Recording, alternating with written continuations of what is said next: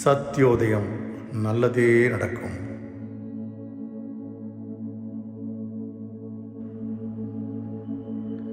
வலது கையில் வலம்புரி சங்கையும் இடது கையில் இடம்புரி சங்கையும் வைத்துக் கொள்ளுங்கள்.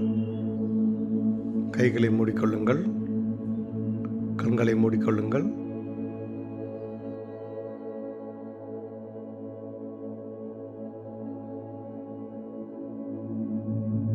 Please start meditation.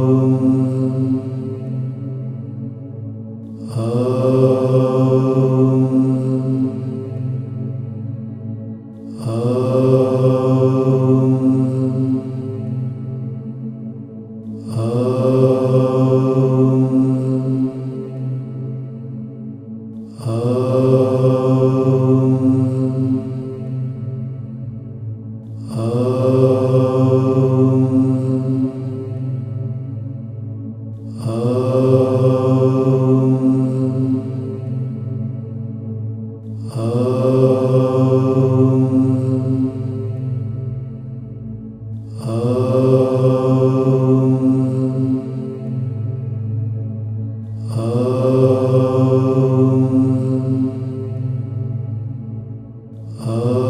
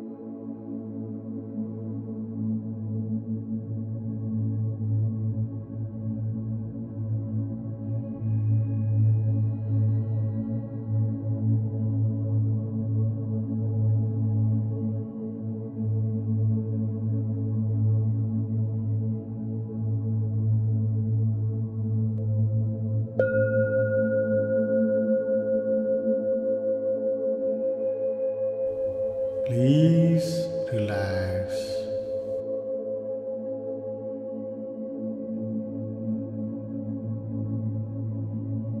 சத்யோதயம், நல்லதே நடக்கும்.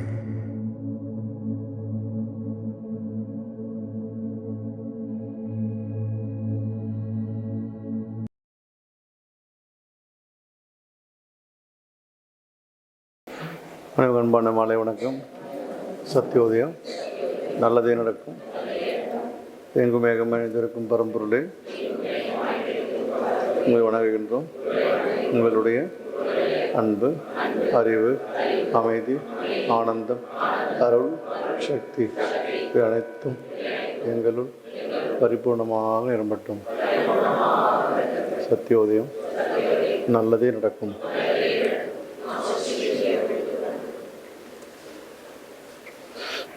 ஓ பாசிட்டிவ் வேலை செய்ய மாட்டேங்குது, பி பாசிட்டிவ் வேலை செய்ய நினைக்கிறேன். எல்லாத்துக்கும் இப்போ ராமனது ஓ பாசிட்டிவ் பி பாசிட்டிவ் நிறைய இருக்கு நினைக்கிறேன். நிறைய பேருக்கு இருக்கோ?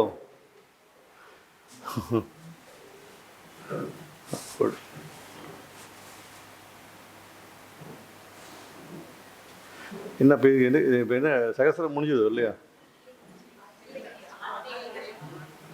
ஓகே. ஆக்சுவலி சகஸ்ரம்ன்றது வந்து பார்த்தீங்கன்னா கான்சியஸ்னஸ், கடவுளுடைய தன்மை. அது அந்த கடவுளோட தன்மையை வந்து உணர்றது தான். அங்கே ஒரு கிளாண்டுன்றது ஒன்றும் பெருசாக இல்லை, அது பிட்யூட்டி பிணியில் தான் அங்கே இருக்குது.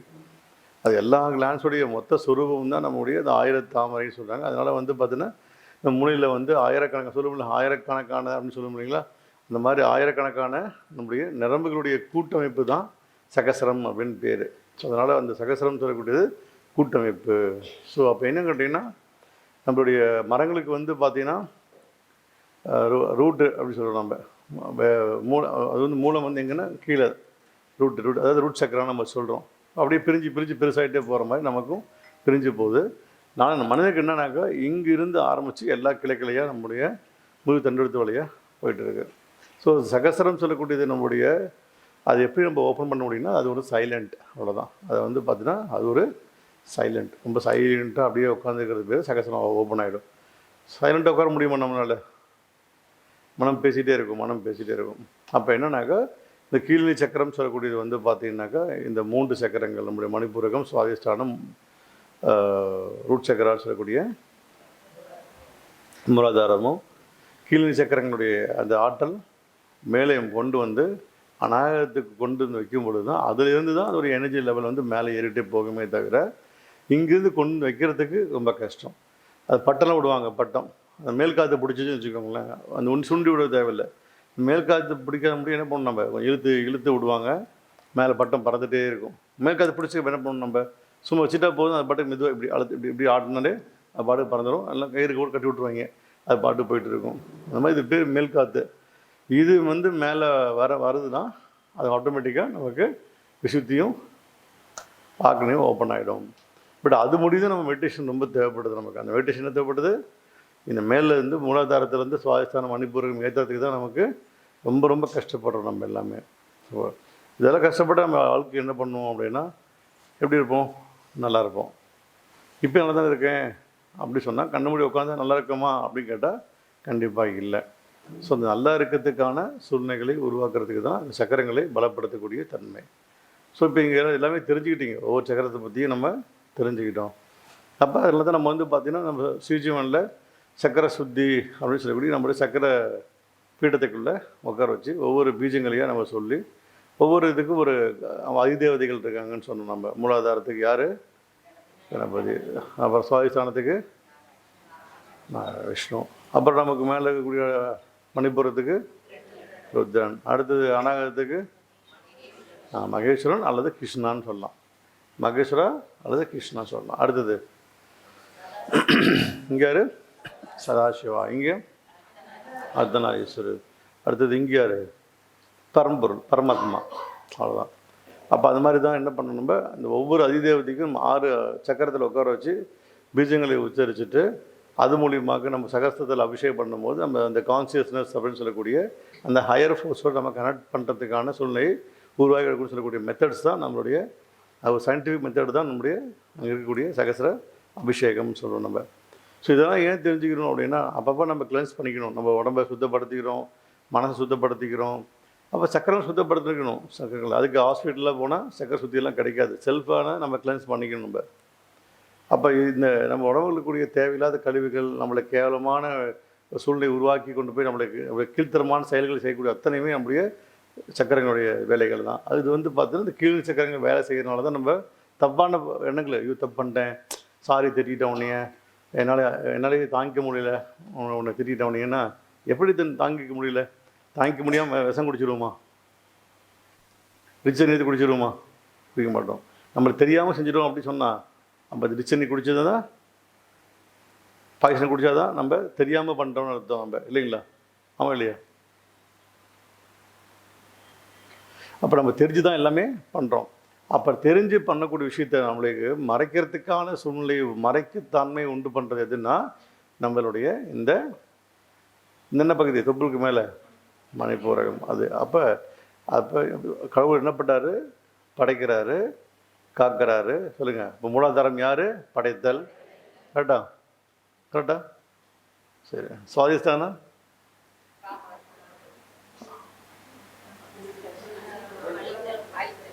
அழித்தல். அடுத்தது மறைத்தல். அடுத்தது குட். இது மெமரி வச்சுக்கோங்க. மூலாதார படைத்தல், கிரியேட்டிவ் கிரியேஷன்ஸ், அண்ட் வந்து பார்த்தீங்கன்னா நம்மளே செல்ஃபை காப்பாற்றுறதுக்கான விஷயம். திரும்ப நம்ம காப்பாற்றுக்கப்போ என்ன நம்ம அழிஞ்சு போயிடுவோம்.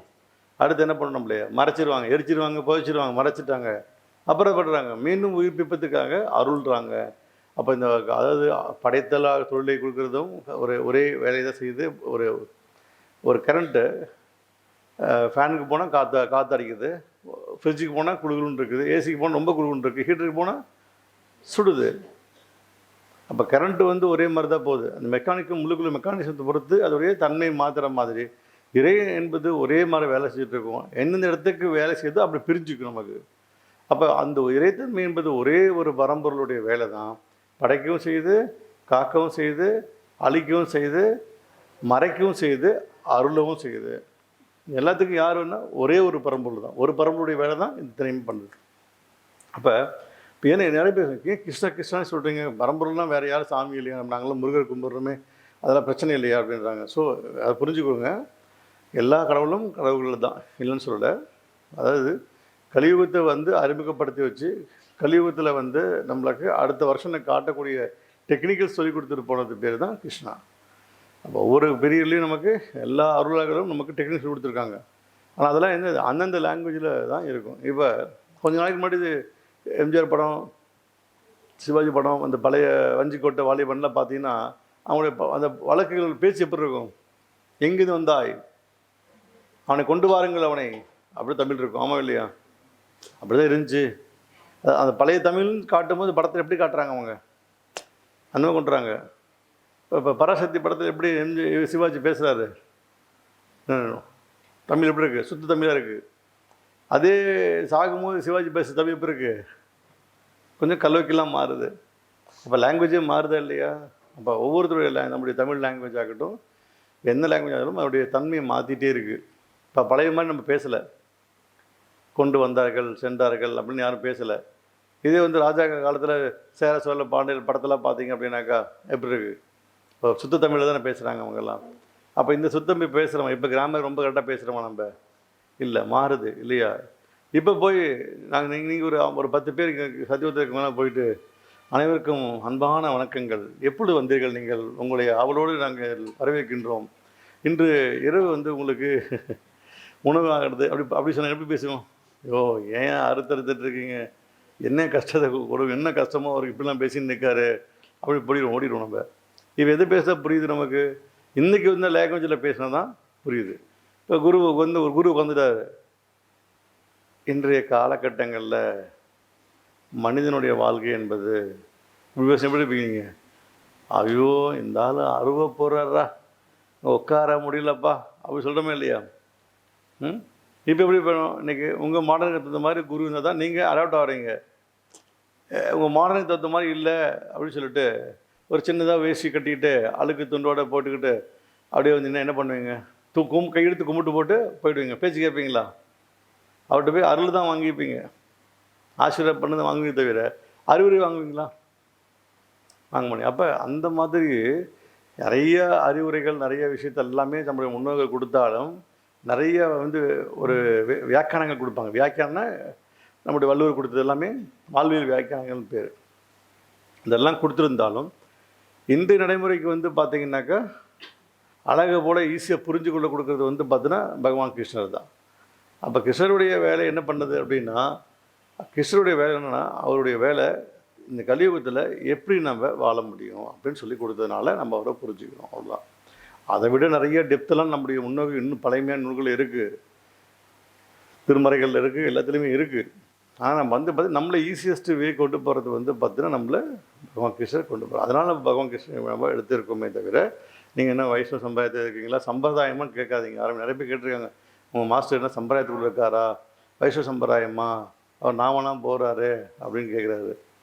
அப்படிலாம் கிடையாது. எனக்கு நாம போகிறனால வைஷ்ணவ சம்பிரதாயமோ நிம்பக் சம்பிரதாயமோ கௌடிய சம்பிரதாயமோ இதெல்லாம் எனக்கு இல்லை. எனக்கு சம்பிரதாயத்துக்கு ஒரு மாற்றத்துக்கு பிடிக்கவே பிடிக்காது எனக்கு. சம்பிரதாயன்றது சந்தர்ப்ப ஆதாயம்னு பேர் வச்சுருக்கேன் நான். சந்தர்ப்ப ஆதாயம், சந்தர்ப்பத்துக்காக அவங்க வச்சதுக்குள்ள கொள்கைகள் நான் மாட்டிக்க மாட்டேன். என்ன சொல்கிறீங்க, இப்படி பண்ணக்கூடாது, அப்படி பண்ணக்கூடாது, அவ்வளோ பண்ண இப்படி பண்ணணும். எனக்கு தேவை ஆச்சாரியாரை பிடிக்கும், எனக்கு தேவை 39 ஆச்சாரியார். யார்கிட்டையும் போயிட்டு உங்கள் சம்பிரதாயத்துக்கு வருவேன்னு பேச மாட்டேன். அப்போ சம்பிரதாயத்தையே வேண்டாம், சிஸ்டமாக இருக்கலாமே தவிர சம்பிரதாயம் வேண்டாம்.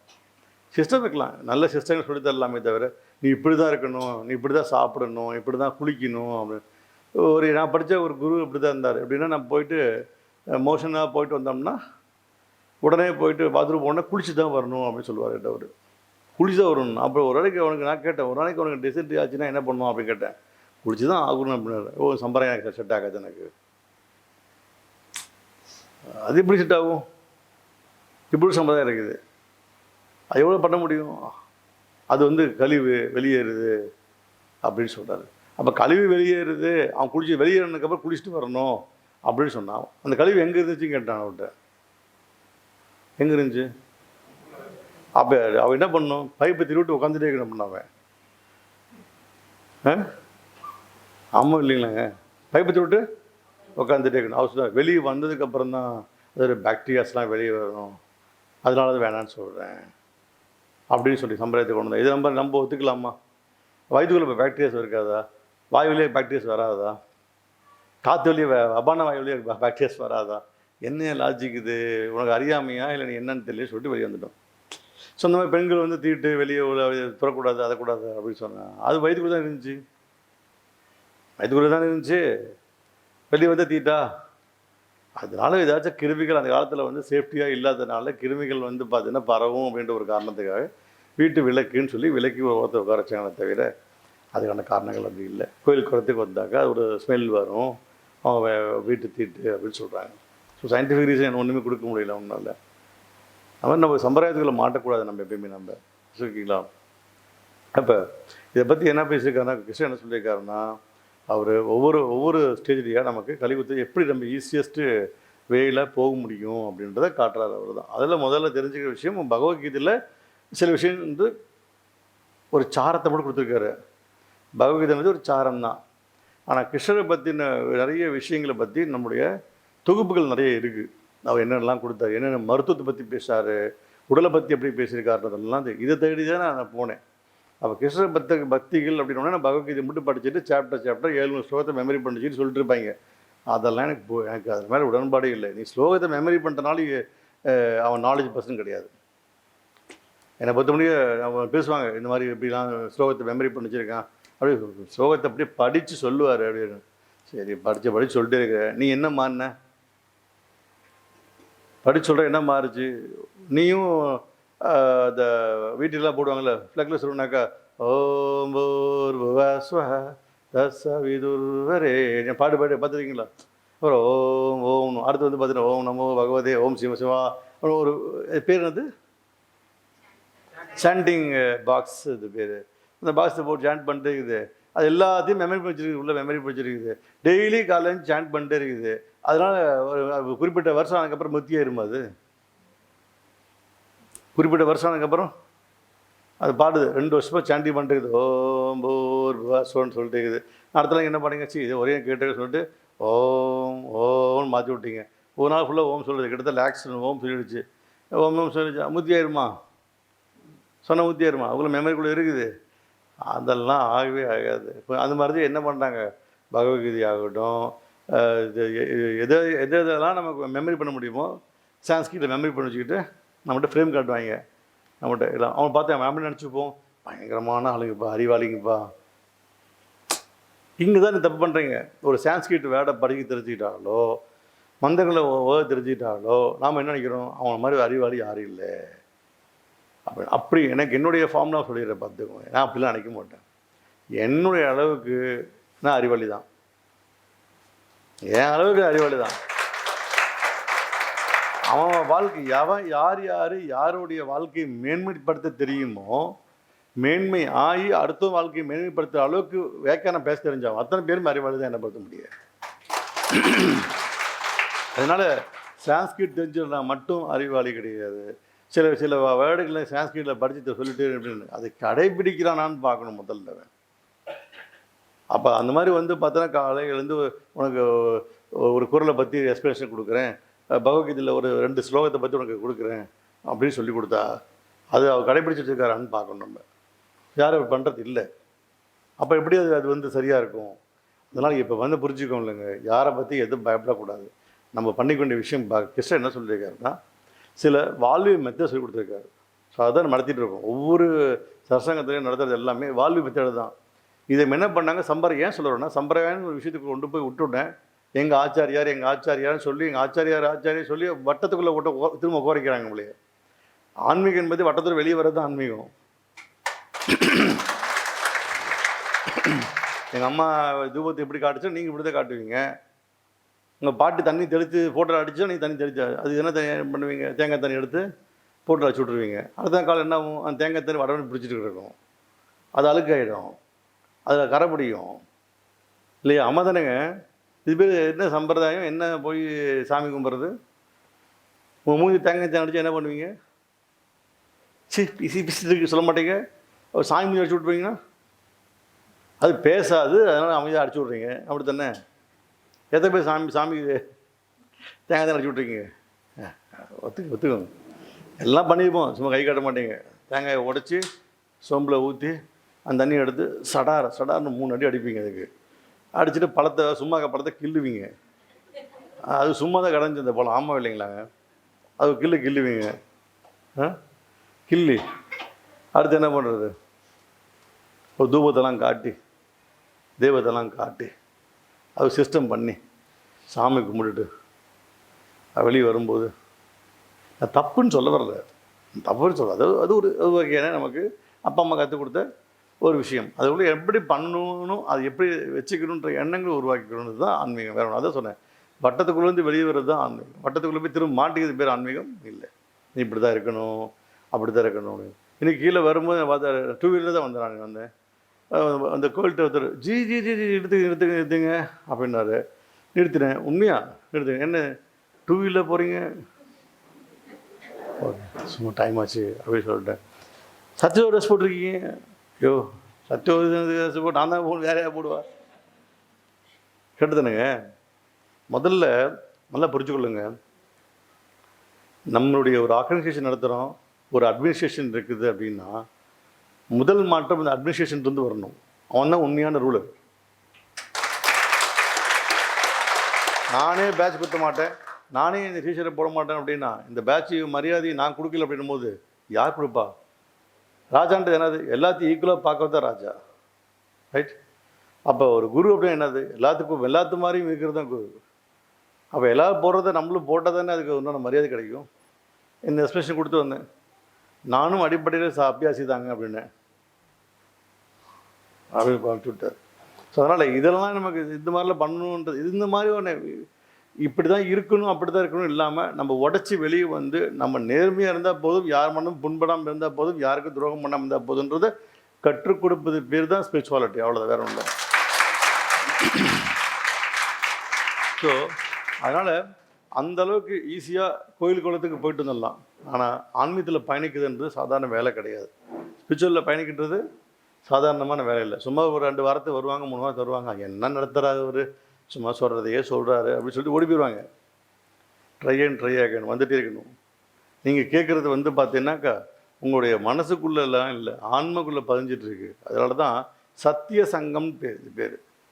சத்தியம் சங்கம், சக்தி இல்லை, சத்தியம். சத்தியம் என்னது? உண்மை. இந்த உண்மையான ஒரு விஷயம் இங்கே நிகழ்வு நடந்து கொண்டிருக்கிறத கேட்கறதுக்கான அனைத்து ஆன்மாக்களும் காத்திருக்கு பாருங்கள். அந்த சங்கம் பாருங்கள், அது பேர் தான் சத்திய சங்கம். இந்த சத்திய சங்கத்துக்கு யார் வராங்களோ அவங்க எல்லாத்துக்குமே பாவ விமோச்சனம், பாவம் மூடி போயிடும். நீ போய் கோயில் குளத்துக்கு போய் குளத்தில் குளிக்கிறது, நெருப்பில் பெதிக்கிறது, இதெல்லாம் பண்ணி பாவத்தை போக்கணும் அவசியம் இல்லை. உக்காந்தா கிளியர் பண்ணுன்னு சொல்கிறாரு பகவான். உட்காரு, சத்திய சங்கத்தில் உட்காந்துக்கோ, நான் கிளியர் பண்ணுன்னு சொல்கிறாரு. நாம் அப்படிலாம் பண்ண மாட்டோம். ஊரில் இருக்க எல்லா கோயிலும் சுற்றின்னு இருப்போம். எல்லா கோயிலுக்கும் போகிறோம், இந்த கோயிலுக்கு போகிறேன், அந்த கோயிலுக்கு போகிறேன், இந்த கோயிலுக்கு போகிறேன், எல்லா கோயிலுக்கும் போகிறீங்க. அப்போ என்ன சொன்னேன், சிம்பிளாக கிடைக்கிறத விட்டு ஓட்டிங்கன்னா கரெக்டு தானே? சிம்பிள் இப்படி கிடைக்குது, அதை விட்டுட்டோம். அப்போ எங்கே தரணும்? கையில் வெண்ணெயை வச்சுட்டு அலைகிற மாதிரி அலைஞ்சிட்டோம். அப்போ கையில் இருக்குது அப்படின்றது மாதிரி தான் ஆன்மீகம். அதை பயன்படுத்தி கொள்ளுங்கன்னு சொல்கிறோம் நம்ம. வேற அதாவது சத்தியமே என்ன சத்சங்கம்ன்றது என்னது? சத்திய சங்கம். சத்தியத்தங்கள் எல்லாமே ஒன்று கூடிய இடம் தான். இந்த இடத்துல தான் இந்த mass prayer weekly once you must do join mass prayers அப்படி சொல்லுவாங்க. இன்றைக்கி இஸ்லாத்தை பண்ணுறாங்க இல்லையா, எவ்வளோ அவங்களாம் கோஆர்டினேட்டாக இருக்காங்க, அவங்க எவ்வளோ ஒருங்கிணைச்சு பண்ணுறாங்க. அவங்கள அங்கே தான் போய் பார்க்கணும், அவங்க மரியாதை தரணும் அவங்களுக்கு. இஸ்லாத்தில் கிறிஸ்தவத்தில் பாருங்கள், அவங்க என்ன பண்ணுறாங்க, வாரான ஞாயிற்றுக்கிழமைக்கு மாஸ் போயிடுறாங்க. அவங்க எல்லாம் சேர்ந்து பண்ணுறாங்க. இந்த மாசுன்றது தான் நமக்கு ரொம்ப ரொம்ப முக்கியம். நம்ம கோயிலில் போனால் எங்கே மாஸ்க் காட்டுறோமா இல்லை, நம்ம தான் மாஸ்க் காட்டிப்போம். ட்ரெஸ் எல்லாம் இருக்குது, இல்லை காஸ்ட்லி ட்ரெஸ்ஸு எல்லாத்தையும் எடுத்து போட்டுக்கிட்டு நல்ல காரில் போய் இறங்கிட்டு கோயிலுக்கு போகிறதுக்கு எல்லாருமே பிஎன்டபிள்யூலாம் வராங்க, நிறைய பேர் வராங்க. பிஎன்டபிள்யூ போய் சாமிகிட்ட காட்ட முடியும், பிஎன்டபிள்யூ வந்துக்கிட்டு ரோட்டில் எடுத்துகிட்டு போகிறாங்க. ரோட்டில் எடுத்துகிட்டு போது படி ஏறும் என்ன நினச்சிட்டு போவான், ஸ்க்ராட்ச் போட்டுவானா, கிடிச்சு போயிட போகிறான். என்ன பண்ணுறது, ரோட்டில் நின்றுருக்குமா, லாக் பண்ணிட்டோமா லாக் பண்ணலையா, ஐயோ அப்படின்ட்டு மலை மேலே ஏறிட்டு போனால் அங்கே சாமி கும்பிட முடியுமா, இல்லை பிஎன்டபிள்யூ பார்த்துட்டு போக முடியுமா, ஐரன் காரை? அப்போ எளிமை, அந்த எளிமைன்னு சொல்லக்கூடியது வரணும்னு சொல்கிறேன். எளிமை வரும்பொழுது தான் இறைவனை அடைய முடியும் நம்ம. கரெக்டுதாங்க. இப்போ அதனால் சத்சங்கம்ன்றது சத்திய சங்கத்துக்கு எல்லாருமே வாங்க. நிறைய விஷயங்களை நீங்கள் புரிஞ்சுக்கிறதுக்கு ட்ரை பண்ணுங்கள். அவ்வளோதான். வந்து உட்காந்திங்கன்னா புரிஞ்சுக்கலாம். எனக்கு என்ன புரிஞ்சுது, ஒன்றுமே புரியல, நான் புதுசாக வந்திருக்கேன், நான் ஒன்றுமே புரியல எனக்கு அப்படி சொல்ல முடியாது. ஏதோ ஒரு வார்த்தையை புரிஞ்சுட்டு போயிருக்கு, சத்திய சங்கம் அப்படின்னு புரிஞ்சுட்டு ஓடுங்க, அவ்வளோதான். என்ன இருக்குது இதில் போய் இருக்குது, அப்படியே மாஸ்டர் சொல்கிறதெல்லாம் அப்படியே உன்னிப்பாக கேட்டு ஒரு 25 GB மெமரி எடுத்துகிட்டு போகலான்னா முடியாது. எல்லா ஜிபி உள்ள ஸ்டோர் ஆகுமா? ஆகவே ஆகாது. ஏதோ 2 வார்த்தை, எனக்கு 2 வார்த்தை ஆறுதலாக இருக்குது இல்லையா, என்னமோ சொல்கிறாரு, வாழ்க்கை ஜெயிச்சலான்னு சொல்கிறாரு, நல்லதே நடக்கணும்னு சொல்கிறாரு, நடந்து தான் போய் பார்க்கலாமே அப்படி சொல்லிட்டு ஒரு 10 வாரத்துக்கு 20 வாரத்துக்கு வாங்க. கடைப்பிடிச்சு பார்த்தா தான் உங்களுக்கு தெரியும். ஸோ அதை கடைப்பிடிச்சு பார்க்கும்போது நிறைய மாற்றங்கள் உங்களுக்கு தெரிய ஆரம்பிக்கும். ஓகேங்களா? அதனால் 7 சக்கரத்தை பற்றி பார்த்தோம். நம்ம 3 சக்கரத்தை கடக்கிறதுக்கான பயிற்சி தான் நம்ம தேவைப்படுது. அது நம்ம பிராண தியானம் சொல்லித்தரோம். நம்ம என்ன பண்ணுறோம், பிராண தியானம் நடத்துகிறோம். அப்போ பிராண தியானம் என்ன சொல்லி கொடுத்துருக்கோம், மூச்சை கவனிங்க அப்படின்னு சொல்லித்தரோம். அப்புறம் ஓம் என்ற மந்திரத்தை சொல்லுங்கன்னு சொல்லுவோம். அடுத்து வந்து ஹிருதயத்தில் இருக்கக்கூடிய பகவானை நினச்சிக்கோங்கன்னு சொல்லுவோம். இது இப்போ தியானம், அவ்வளோதானே. இது நமக்கே செய்ய முடியாதா? செய்யலாம்ல. இது எப்போ செய்வீங்க அப்படின்னா கஷ்டம் வந்ததுக்கப்புறம் செய்வாங்க. எப்பயுமே நம்பாங்க எல்லாமே கஷ்டம் கொடுத்ததுக்கப்புறம் தான் இதாக பண்ணிக்கலாமாடா அப்படின்றது. இப்போ இருந்தே உங்களை பார்த்துக்க ட்ரை பண்ணுங்கள். இப்போ இருந்தே உங்களை பார்த்து ட்ரை பண்ணுங்கள். சின்னதாக உடம்புல மிஸ்டேக் ஆகும்போது தெரியாது, அந்த மிஸ்டேக் பெருசானதுக்கப்புறம் தான் தெரியும் உங்களுக்கு. அதனால் இப்போ இருந்தே நமக்கு உபாதைகள் வருதுன்னா நம்ம என்ன பண்ணணும், அந்த மெடிடேஷன்ஸ் பண்ண நம்ம உபாதைகள் குறைய ஆரம்பிக்கும்.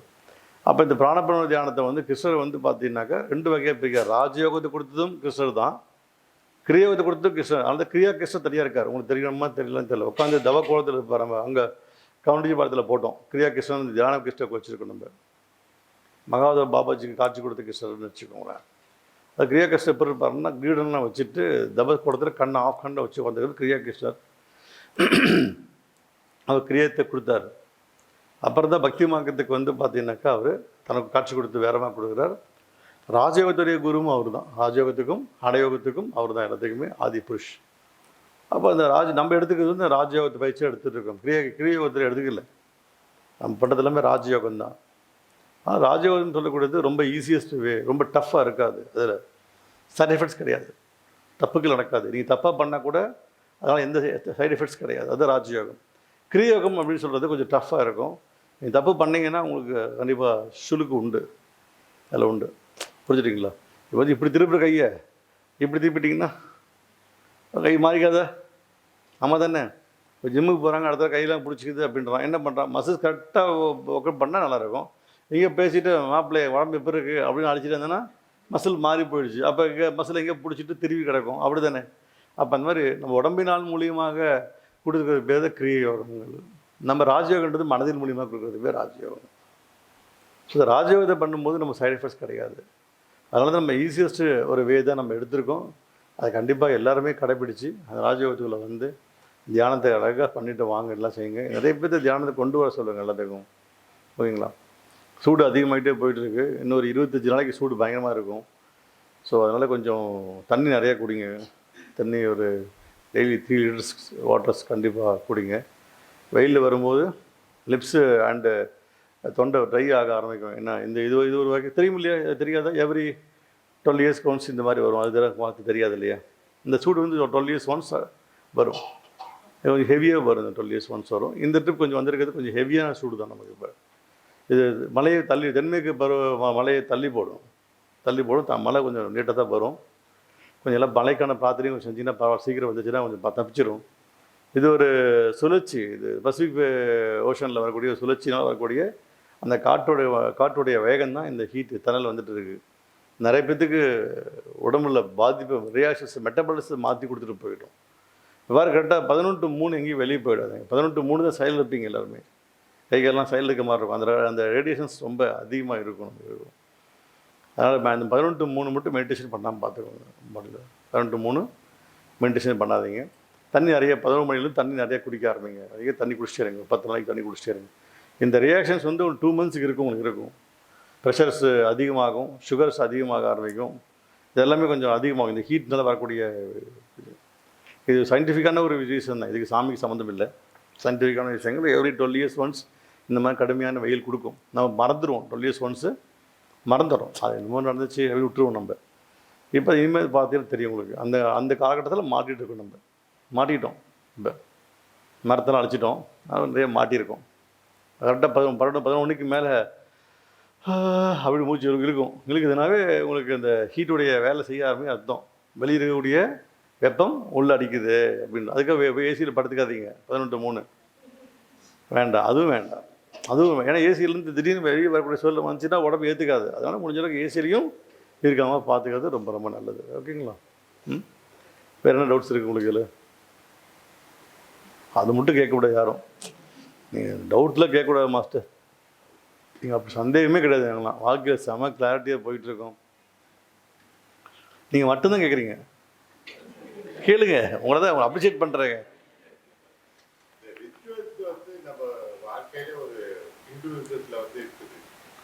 அதாவது இப்படி செய்யணும், அப்படி செய்யணும், இப்படி செய்யணும், அது அப்படியே வந்து நம்ம ஜீன்லே ஏற்றி விட்டுறாங்க. அது வந்து சித்தர்களே வந்து அது வந்து வேணாங்கிற லெவலுக்கு சொல்லியிருக்காங்க சில இடத்துல எல்லாம். அது சொல்லுவாங்க. எங்கள் ஊரில் தஞ்சாவூரில் சொல்லுவாங்க, ஒரு கருவூரார் வந்து கடைசியில் நான் செய்ய மாட்டேன், இந்த பெரிய கோயிலுக்கு நான் எதுவுமே செய்ய மாட்டேன்ட்டு திருநெல்வேலி போயிடுறாரு. அது எவ்வளோ தூரம் உண்மைன்னு தெரியல. ஆனால் அந்த கோயில் வந்து குடவாயூர் கோட்டம் அப்படின்வாங்க. பிரமிட் மாதிரி ஒரு கான்செப்டில் இருக்குது. அங்கே அரசியல்வாதி வந்தால் யாருமே அப்படின்னு சொல்லி ஒரு பயமுறுத்தி. அது வந்து ரிச்சுவல்ஸ் வந்து நம்மளை வந்து ஒரு இன்டாக்சிகேட் பண்ணி ஒரு இது மாதிரி இப்படி தான் பண்ணணும், தீபாராதனை காமிக்கணும், மந்திரம் சொல்லணும். சான்ஸ்கிரிட்டில் பேசுகிறவங்களாம் பெரிய ஆளுங்க. தமிழ் பாடல் என்ன சொன்னவங்க தமிழில் நம்ம ஏதாவது பதிகம் பாடினோன்னா அதெல்லாம் தப்பு. அப்போ கடவுள் வந்து சான்ஸ்கிரிட்டில் பேசினா மட்டும்தான் அதை கேட்பாரு, மற்றதெல்லாம் பேசினா அவர் ஈடாதூங்கிற மாதிரி. சான்ஸ்கிரிட் தான் தமிழ் என்னது சொல்கிறேன். ஆக்சுவலி சமஸ்கிருதத்தை தான் சாமி கேட்பாருலாம் அப்படிலாம் இல்லை. தமிழ் தாங்க ஆதி மொழி. தமிழ் தான். அதுக்கப்புறம் அது தமிழிலிருந்து பிரியப்பட்டது தான் வந்து சமஸ்கிருதம். அப்போ தமிழுக்கு சமமாக ஸ்கிருதம் என்னது? மாறுதல். ஸ்கிருதம் என்னது? மாறுதல். தமிழுக்கு சமமாக மாறியது. அதனால சமஸ்கிருதம் பேர். சமமாக ஸ்கிருதமானது. தமிழ்லேருந்து வந்த வேர்டு தான் சமஸ்கிருதமே தவிர சமஸ்கிருதன்றது தனி வேர்டு இல்லை. இதுக்கு முன்னாடி வந்து தமிழுக்கு முன்னாடி இன்னொரு பாஷை இருந்துச்சு. அது என்ன பாஷை? என்ன எழுத்து? டோர் ரோட்டில் இருக்குமே. எல்லாம் காசு மட்டும் தான் வேணும் எனக்கு.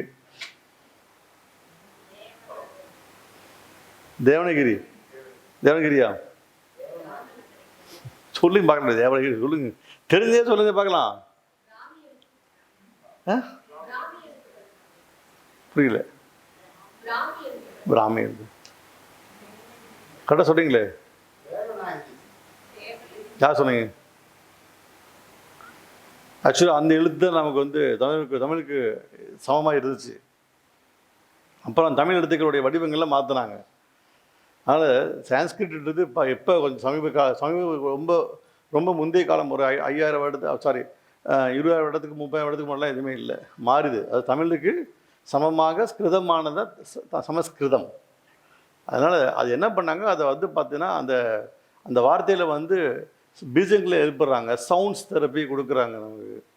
அந்த ப்ரொனன்சியேஷன் அதிகமாக மாறாமையே இருக்குது. அதனால தான் நம்ம என்ன பண்ணணும், நம்ம அந்த சான்ஸ்கிரிட்டை நமக்கு உபயோகப்படுத்துறமே தவிர, அதனால் அவன் சான்ஸ்கிரிட் தான் முக்கியமான விஷயம் எதுவுமே கிடையாது. தமிழில் தான் நிறைய விஷயங்கள் இருந்துச்சு, தமிழில் தான் நிறைய விஷயங்கள் இருக்குது, தமிழில் தான் நிறைய நூல்கள், எல்லா சான்ஸ்கிரிட்டை விட அதிகமான நூல்கள் வந்து பார்த்தா நமக்கு தமிழில் எழுதப்பட்டது. ஸோ இப்போ இந்த சம்பிரதாயம் சொல்கிறோம் இல்லையா, சம்பிரதாயன்றது நம்மளாக ஏற்படுத்திக்கிட்டதானே தவிர இறைவன் இந்த சமுதாயத்தை எதுவுமே சம்பிரதாயத்தை ஏற்படுத்தவில்லை.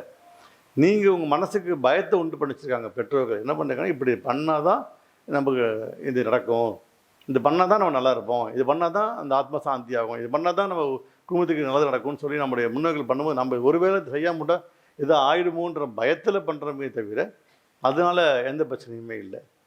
இப்போ நம்ம ஊரெல்லாம் பார்த்தீங்கன்னா, இப்போ நம்ம இன்னைக்கு தமிழ்நாட்டிலேருந்து பிறந்து ரொம்ப ஆத்தென்டிக்கான ஃபேமிலியில் பிறந்து போன ஒரு பெண்ணு யூஎஸ்ஏ செட்டில் ஆகிட்டாங்க. அவளுக்கு பெண் குழந்தை பிறகுது, 2 பெண் குழந்தை பிறகுது. அவங்க கும்பகோணம் சார்ந்தவங்க, ரொம்ப எனக்கு தெரிஞ்சவங்க, கும்பகோணம் சார்ந்தவங்க. அந்த பெண் குழந்தை வந்து இந்த பொண்ணு வந்து பார்த்தீங்கன்னா இங்கே வந்து மடி அப்படிலாம் பேசணும். அந்த பொண்ணு இங்கே ரொம்ப அப்படி அச்சாரம் அப்படி தான் வளர்ந்த பெண்ணு. அவங்க அப்ரோட போய் செட்டில் ஆகிட்டாங்க. அவங்க பெண் குழந்தை பிறந்து 2 பெண் குழந்தையும் வந்து பார்த்தீங்கன்னாக்க ஏஜ் அட்டெண்ட் பண்ண அடுத்த நாளே காலேஜ் வச்சு விட்டாங்க, அவங்க ஸ்கூல் வச்சு விட்டாங்க. இப்போ நம்ம ஊர்லேயும் வளர்ப்புகள் அப்படி சொல்லும்போது ரொம்ப ஆத்தென்டிக்காக இருந்து ரொம்ப ரொம்ப சென்சிட்டிவாக கடைப்பிடிச்சவங்க வந்து தன் குழந்தைய வந்து அப்படிலாம் ஒன்றும் கிடையாது, அடுத்த நாளே எக்ஸாம் இருக்குது அமுச்சு விட்றாங்க அவங்க. அப்படின்னும்போது அப்போ என்னோட கலாச்சாரங்கள் மாறப்படுது. அப்போ இந்த பொண்ணுக்கு இன்னும் பண்ணல இல்லை, அந்த பொண்ணுக்கும் ஒன்றாகல, அந்த பொண்ணுக்கும் ஒன்றாகல, அம்மாவுக்கும் ஒன்றாகல, பிள்ளைக்கும் ஒன்றாகல. அப்போ இத்தனை நாள் அப்போ கேட்குறா, ஜி என்ன இத்தனை நாள் இருந்ததெல்லாம் பயமோ, இத்தனை நாள் இதெல்லாம் பயமோ? ரொம்ப சொன்ன பயம். அம்மா இப்படி பண்ணுறா, அப்பா இப்படி பண்ணுறா, தாத்தா இப்படி பண்ணுறா, மாமி இப்படி பண்ணுறா, எல்லாம் இப்படி பண்ணுறதுனால நம்மளும் இப்படி பண்ணணும்னு நினச்சிட்டு உட்காந்துருக்கமே தவிர பயம்தான். அது உள்ளுக்கு சயின்ஸை புரிஞ்சுட்டிங்கன்னா ஈஸியாக இருப்பீங்க உள்ள. எதனால, எதற்காக, ஏன், இந்த கொஸ்டின் உள்ளே எழுப்பும்போது ஆட்டோமேட்டிக்காக நம்மளை சரி பண்ணிக்க முடியும். அதனால் சந்தர்ப்பத்துக்காக அவங்கவுங்க ஒரு பயன்படுத்துகிறது. விஞ்ஞானத்தை வந்து நம்ம புரிஞ்சிக்க முடியாததுனால விஞ்ஞானத்தை ஒரு மெய்ஞானத்துக்குள்ளே கொண்டு போய் வச்சு பயன்படுத்திட்டாங்க. வேறு ஒன்றும் இல்லை. இப்போயே நான் திரும்ப கேட்குறேன், சாமி மூஞ்சில் போய் சாம்பான்னு காட்ட என்ன வரப்போகுது சொல்லுங்கள்? சாமி மூஞ்சில் போய் இப்படி இப்படி அப்படின்னு காட்டுறீங்களே சாமி முன்னாடி, உங்கள் முன்னாடி காட்ட என்ன பண்ணுவீங்க நீங்கள்? ஏய் அப்படின்னு சொல்லுவீங்க, ஆமாம் இல்லையா? அவருக்கு திரும்ப முடியாது, அவர் அப்படியே உட்காந்துருப்பார் சாமியார் ஃபோட்டோவில், இப்படி ஆட்டணும் அப்படின்னு என்ன பண்ணுவார்? ஐயோ மூக்கில், நம்ம கூட மூக்கில் எதுவும் சொல்லுவீங்க, அவர் மூக்கில் எதுவும் சொல்ல முடியாது. அவரெல்லாம் துன்பப்படுத்திட்டு அவர் முன்னாடி உட்காந்து சோறு தின்றுருப்பீங்க நீங்கள், ஆமாம் இல்லைங்களா? அவருக்கே படைப்பீங்க, அவர் படத்துக்கு முன்னாடி உட்காந்து சாப்பாடு சாப்பிட்ருப்பாங்க எல்லாமே. இப்போ என்ன கொடுமைடா இது? ஆமாம் இல்லைங்களாங்க? என்ன வருது இல்லை, என்ன வருது சொல்லுங்கள் இப்படி காட்டுறதுனால? தெரில, எங்கள் அப்பா அப்படி அம்மா காட்டுச்சு, நானும் காட்டிகிட்டு இருக்கிறேன். கற்பூரம் காட்டுறேன், ஊபதி காட்டுறேன், பழத்தை கிள்ள, நானும் பழத்தை கிள்ளுவேன். ஊபதி பழத்தை குத்தி வச்சுட்டோம், பழத்தை ஸ்டாண்டை குத்தி விட்டுருவோம். ஆமாதாங்க, என் பாட்டிலாம் அப்படி தான் பண்ணுவாங்க. வெத்தலை பார்க்க வந்து பார்த்தீங்கன்னா எப்போ பார்த்து வெள்ளிக்கிழமை 2 பழம், 2 வெத்தலை, ஒரு கள்ளிப்பாக்கு வச்சுருப்பாங்க. அந்த பழத்தையும் தரமாட்டேன் பாட்டி, நானும் பார்த்துட்டே போகிறேன். திங்கக்கிழமை ஆச்சு பழத்தை கொடுக்குமான்னு தெரியலையானா அது பழத்தை கொடுக்க அது அடுத்த வாரம் புதன்கிழமை சூப்பி சுண்டிடும்.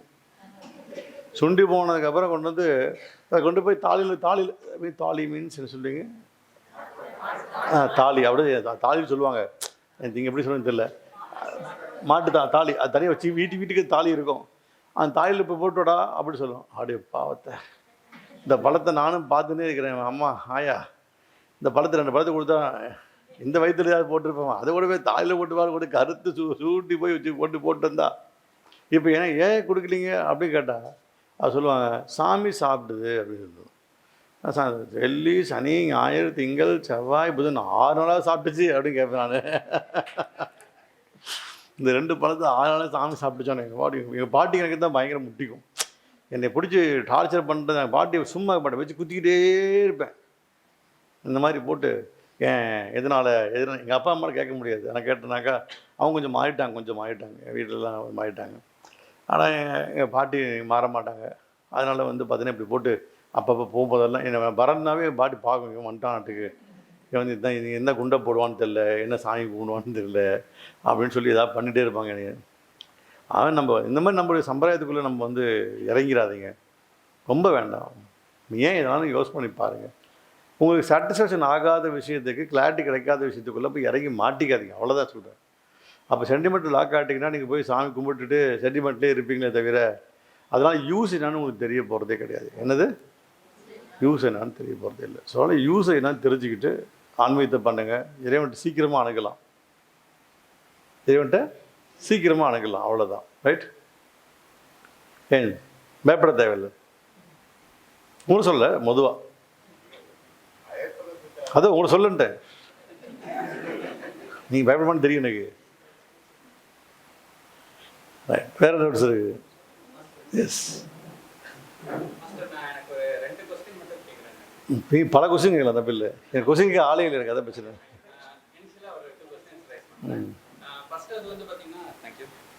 ஃபஸ்ட்டு இது நம்ம பகவத்கீதை கான்வர்சேஷன் அர்ஜுனனுக்கும் கிருஷ்ணருக்கும் ஸ்டார்ட் ஆச்சு. ஆனால் அதில் கிருஷ்ணர் சொல்லுவார், இதை நான் ஃபஸ்ட்டு உன்கிட்ட சொல்லலை, இதுக்கு முன்னாடியே சூரியன்ட்ட ஒரு தடவை சொல்லியிருக்கேன் அப்படின்னா. இப்போ அர்ஜுனன் போரில் ஒரு ஸ்ட்ரகிள் ஆகுறான், சேலஞ்சை ஃபேஸ் பண்ணுறதுக்கு அப்படின்னு ஒரு தடுமாற்றத்தில் அந்த கான்வர்சேஷன் நடந்தது. சூரியனுக்கு எந்த நாளாக அந்த ஒரு இது நடந்தது அப்படிங்கிறத தெரிஞ்சுக்கணும்னு நினைக்கிறேன். ரெண்டாவது பார்த்திங்கன்னா மகாபாரதத்தில் பர்பரிகன் ஒரு கேரக்டர் உண்டு. பர்பரிகன் அவன் ஒரு 3 அம்பை வச்சு மொத்த போரையும் முடிச்சிருவேன்னு சொல்லுவான். ஆனால் அவனை ஏன் கிருஷ்ணர் அவாய்ட் பண்ணார் போரில் இருந்து, இது மட்டும் தெரிஞ்சுக்கணும். தேங்க்யூ. ஓகே. இல்லைங்க, இப்போ பார்த்தீங்கன்னா ஃபஸ்ட்டு பார்த்தீங்கன்னா நீங்கள் கேட்குறது, அதாவது அர்ஜுனன் ஸ்ட்ரெஸ்ஸாக இருந்தனால அவருக்காக பகவத்கீதையை கொடுத்தாரு. அப்போ சூரியன் என்ன ஸ்ட்ரெஸ்ஸாக இருந்தார் அப்படின்னு கேட்குறீங்க இல்லையா? அதாவது யுகங்கள் மாறுது. இப்போ சூரியன் சொல்லும் போது இந்த யுகத்தில் இல்லை. இப்போ ரிப்பீட்டாக சத்துர்யுகம் மாறுது இல்லையா? இப்போ திரேத யுகம் இருக்குது, சத்தியுகம், திரேதயுகம், துவாபர யுகம், கலியுகம். திரும்ப எகைன் வரும் மாறாதுங்களா? இப்போ இது பேர் கல்பம் பேர். கல்பம் அன்பு. இந்த கல்பம் மாறுது, அப்படி மாறிட்டே இருக்கும். அப்போ எகைன் அந்த பீப்புள்ஸ் ரீபத் ஆகிட்டே இருப்பாங்க. சொல்ல புரிஞ்சுக்கோங்க. அப்போ எகைன் நமக்கு ரீபத் ஆகிட்டே இருப்பாங்க. அந்த மாதிரி தான் அந்த சுச்சுவேஷன்ஸில் இப்படி ஒரு அதர்மங்கள் நடக்குது. இப்போ இந்த கலியுகத்தில் இப்போ அதர்மம் வரப்போதுன்றதுக்காக தான் சொல்கிறார். அது அர்ஜுனனுக்காக சொல்லப்படல. வரக்கூடிய கலியுகத்தில் வரக்கூடிய அதர்மங்கள் தலை தூக்க போகும்போது அப்போ மனிதன் தன்னிலையை மறக்கக்கூடிய சூழ்நிலைகள் வரும். தன்னை மறக்கும்போது நீ யார் என்று நினைவூட்டுவதற்காக தான் நான் உனக்கு சொல்கிறேன். உன் மூலியமாக கலியுக மெசேஜஸ். ஒரு மெசேஜ் எப்பயுமே பார்த்தா இன்டெரக்டாக தான் எப்பயுமே காட்ஸ் சொல்லுவாங்க. காடு கொடுக்குறது எல்லாமே ஒருத்தருக்காக கிடையாது. காட் கொடுக்குறது, குரு சொல்கிறதும் காட் சொல்கிறதும் ஒருத்தர் கிடையாது. எல்லாத்துக்கும் பல விஷயம். நான் சொல்கிறேன் அப்படின்னா உங்களை நோக்கி பார்க்குறேன்னா உங்களுக்கு சொல்லணும் இல்லை. நீங்கள் எத்தனை பேர்த்துக்கு அது நான் சொல்கிற விஷயம், ஐயோ எனக்கு நினச்சது மாதிரியே போட்டு தள்ளாரு மாஸ்டர் அப்படின்னு மனசுக்குள்ள இருக்கும். அப்போ கிருஷ்ணருக்கு பார்த்தீங்கன்னா அர்ஜுனுக்கு சொல்கிறது அர்ஜுனுக்காக சொல்ல, அர்ஜுனா இப்படி இருக்க போகுதுன்னு சொல்லும்போது சொல்லி முடிக்கிறாரு. அது யார் எழுதுறா? எழுதுறது யாரு?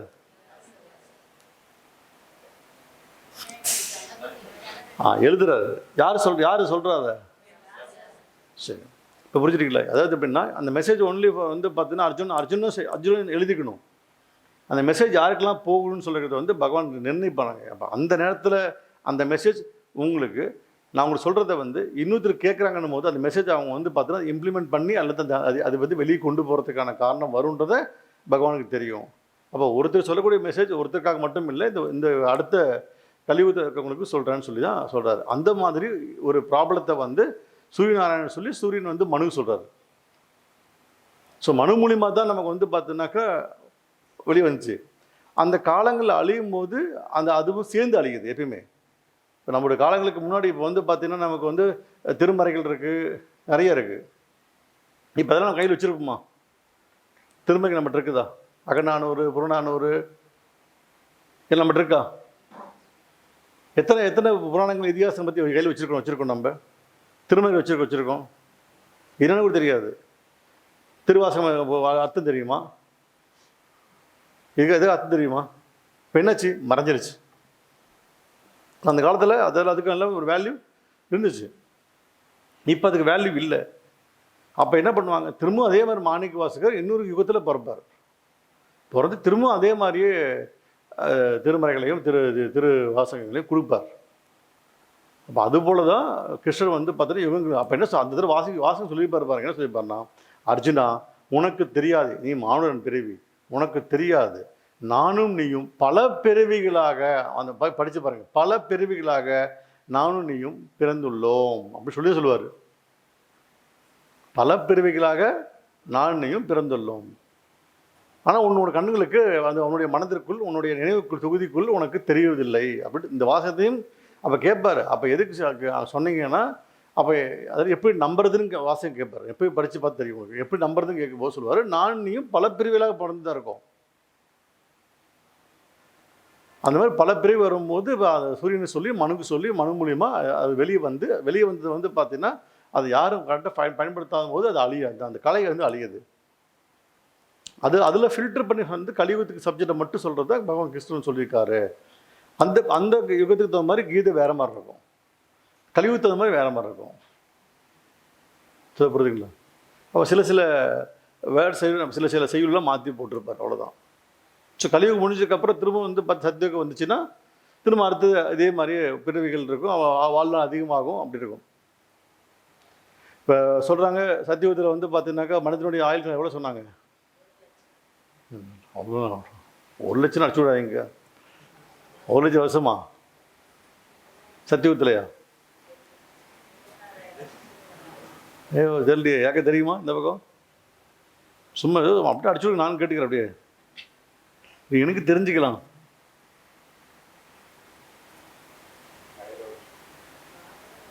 சொல்லுங்க. இல்லை தப்பு இல்லைங்க, சொல்லுங்க. நீங்கள் 10 பேர் சொன்னாதாங்க தெரியும். நீங்கள் தப்பியே பயப்படுறீங்க. நான் ஒன்றும் சொல்ல மாட்டேன், எனக்கு தெரியாது, அதெல்லாம் கேட்குறேன் உங்கள்கிட்ட.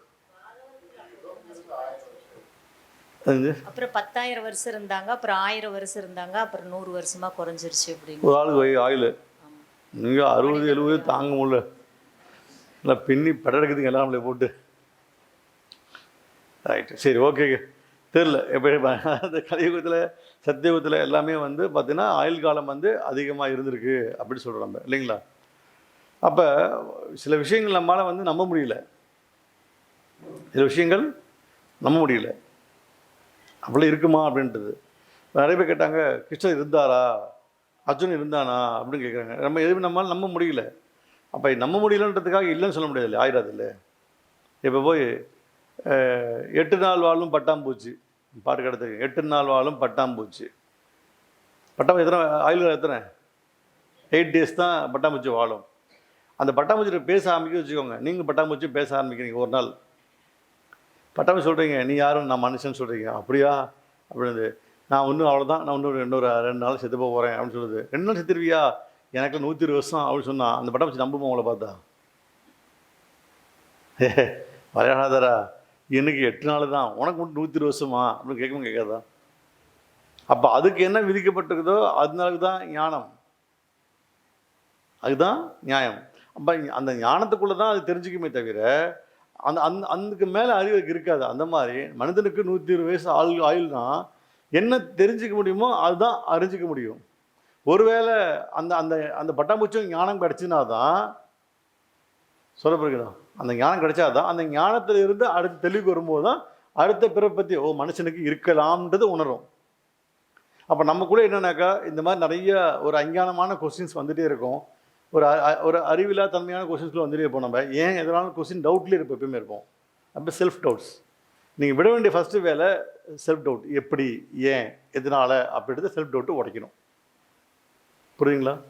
அது முதல்ல கொண்டு வாங்க. டவுட் கேளுங்க அப்படின்னும் போது நமக்குள்ளே நிறைய டவுட்ஸ் இருக்கும். அதெல்லாம் நம்ம விட்டுட்டு என்ன பண்ண டவுட்ஸ் எல்லாம் இப்போ அவர்கிட்ட நல்ல கொஸ்டின்ஸ் எப்படி இருந்தாங்கன்ட்டு கேட்குறாரு. அன்றைக்கு டவுட் நீங்கள் டவுட் எப்படி கேட்குறீங்கன்னாக்கா உங்களுடைய செல்ஃப் டவுட்டு கேட்குறீங்க. எப்படின்னா வாழ்க்கைக்குள்ளே நீங்கள் கஷ்டத்தை பற்றி பேச ஆரம்பிப்பீங்க. ஸோ பொதுவான விஷயத்தை பற்றி பேசும்போது ஆன்மீகத்தோட சில புரிதல்கள் நிறைய இருக்கும், நமக்கு இருக்கும். அப்போ நமக்கு ஒவ்வொன்றுக்குள்ளேயும் ஒன்று கொடுத்து லிமிட் பிடிச்சிருக்காரு. அதுக்கப்புறம் இருக்கிறது யாருக்குமே தெரியாமல் போயிடுது.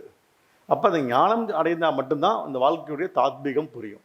ஞானம் அடையாத போது உங்களுக்கு அந்த வாழ்க்கையோட தாத்பீகம் புரியாது. எப்பொழுது ஞானம் அடைகின்றான்?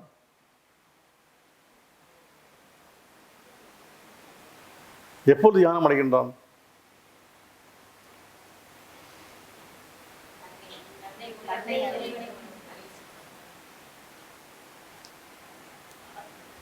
பேச மாட்டாங்க. இதாக தப்பு தப்பாக பேசி தொலைஞ்சிட போகிறோம் அப்படின்னு நிறைய பேர் தெரியும். உங்களுக்கு தெரியும், நான் சொல்ல மாட்டேன். யாருமே தன்னை அறிஞ்சிக்கப்ப ஞானம் வந்தது. துன்பத்துடைய முடிவில் தான் ஞானம். துன்பத்துடைய முடிவு ஈஸியாக புரியுதா? என்னது சொல்லுங்க. துன்பம் என்னைக்கு முடியுதோ அன்னைக்கு ஞானம் பிறக்குது. ஐயோயோ, அப்படியா? அப்ப துன்பம் எப்ப முடியும்? எப்ப துன்பம் எப்ப முடியும்? ஞானம் பிறந்தா துன்பம் முடியும். அப்படியா? துன்பம் எப்ப முடியும்? சொல்லுங்க. கை தூக்கிட்டீங்க. செத்துருவான். கர்ம முடிவு செத்துருப்பான். கர்ம க்ளோஸும் என்ன அவன் சம ஆதி ஆயிரும் இல்லையா? அப்படி கர்மா முடியாது. கர்மா எண்ட் ஆகும் போது ஆள் இருக்க மாட்டான். வேற துன்பம் எப்ப முடியும்? புரிதல் வரணுமா? துன்பத்துக்கு காரணம் முடிச்சிடணும். சொல்லிட்டுமா? நீங்க சொல்லிடுறீங்களா?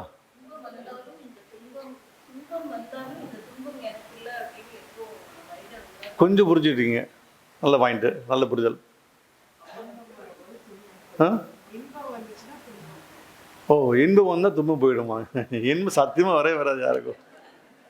எது இன்பம் சொல்லுங்க. எது இன்பம்?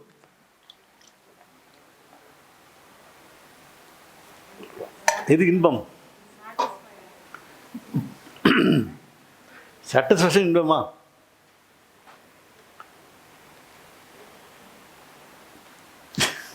துன்பம் எப்ப முடியும்? காதலா? துன்பத்துக்கான காரணம் தெரிஞ்சு துன்பம் முடிஞ்சிடும். ஃபினிஷிங்.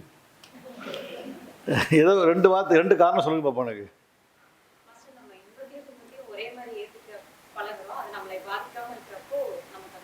சூப்பர். துன்பம் வந்து ஒரே மாதிரி இருக்கும், துன்பம் போயிடுது. ஒரு உள்ள டச்சு வந்துட்டீங்களா? பரவாயில்ல. வேற இது நல்ல கிளாஸ். இது புரிஞ்சிருப்பாங்க வீட்டுக்கு. அடுத்து ஒரு வேலை செய்யும் உங்களுக்கு. ஒன்று போதும், இன்னைக்கு போதும். இந்த கிளாஸ் எப்படி போதும்? மனிதன் வலிகளை உணரும் போதா?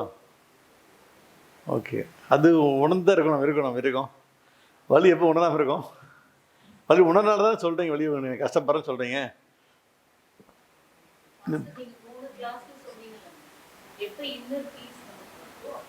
துன்பம் இன்னர் பீஸ் வரும்போது துன்பம் அடைகிறது. ரெண்டும் சமநிலையாக பார்க்கணும். கொஞ்சம் டெஸ்ட் பண்ணுறேங்க எல்லாமே. இந்த பக்கம் வேறு யாரும் சொல்ல மாட்டேங்கிறீங்களேங்க. கொஞ்சம் தப்பாக சும்மா சொல்லுங்க. நான் தப்பாக கிட்ட பேசுகிறேன். காரணம் துன்பம். எப்போ ஒளியும் கேட்குறேன். ஐயோ, இந்த பழம் ஒரு பழம் இங்கே இருக்கு, இன்னொரு பழம் எங்கடா? ஆனால் அதானே அது அப்படி இருக்கு. அக்செப்டன்ஸ் இந்த ரொம்ப வேணாம் நினைக்கிறேன். இல்லை சொல்லிடலாமா? சொன்னால் ட்ரை பண்ணுங்க. சரி பார்க்க, இந்த ட்ரை பண்ணோம், நாங்கள் ட்ரை பண்ணோம், பெண்கள் ட்ரை பண்ணிட்டாங்க.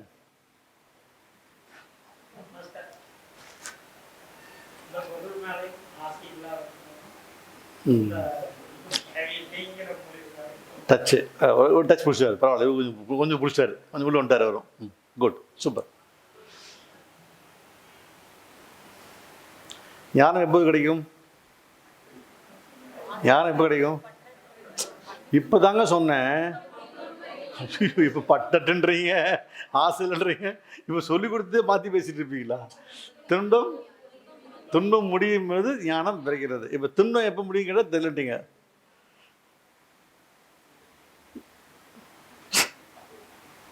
ட்ரை பண்ணியாச்சும் கொஞ்சம் ட்ரை பண்ணேன். எனக்கு இவ்வளோ கஷ்டப்பட்டு எனக்கு என்னென்னா, நிறைய சொல்லி கொடுத்துருக்கேன். இது 2 யாராவது ஒருத்தராச்சும் ஒரு ஆன்சர் பண்ண எனக்கு ஒரு நிம்மதி தூங்கணும். நம்ம சொல்லி கொடுத்து கொஞ்சம் பரவாயில்லடா, ஒரு பைப்லேஷன் நல்லா சொல்லிக்குது அப்படின்ற மாதிரி இருக்கும். சொல்லுங்க, ட்ரை பண்ணவே மாட்டேங்க எல்லாமே.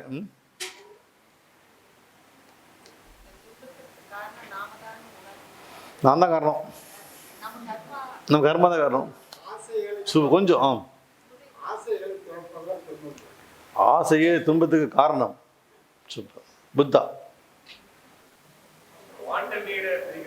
வாண்ட் நீடு எது வேணும், எது தேவை, எது வேணும் என்று. வேண்டுதல் வேறு, தேவை வேறுன்னு சொல்கிறீங்க. Right, good.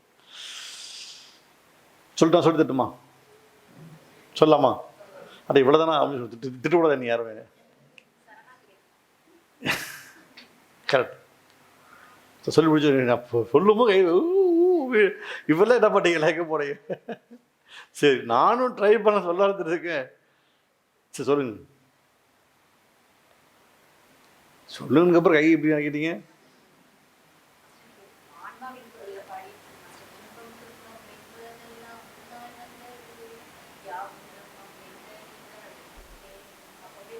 பாடிட்டு நானே பாடிட்டுனா ஒன்று எழுதிக்கோங்க, வீட்டில் எழுதி வச்சுக்கோங்க.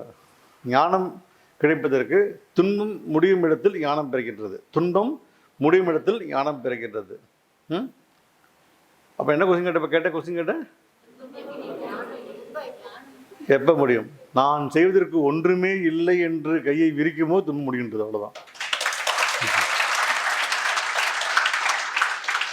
நான் செய்வதற்கு ஒன்றுமே இல்லை, நான் ஒன்னையும் பண்ணல, எதுவுமே என்னால் மூவ் ஆகலை, எல்லாம் அவன் செயல்படி நடந்துட்டு இருக்கு.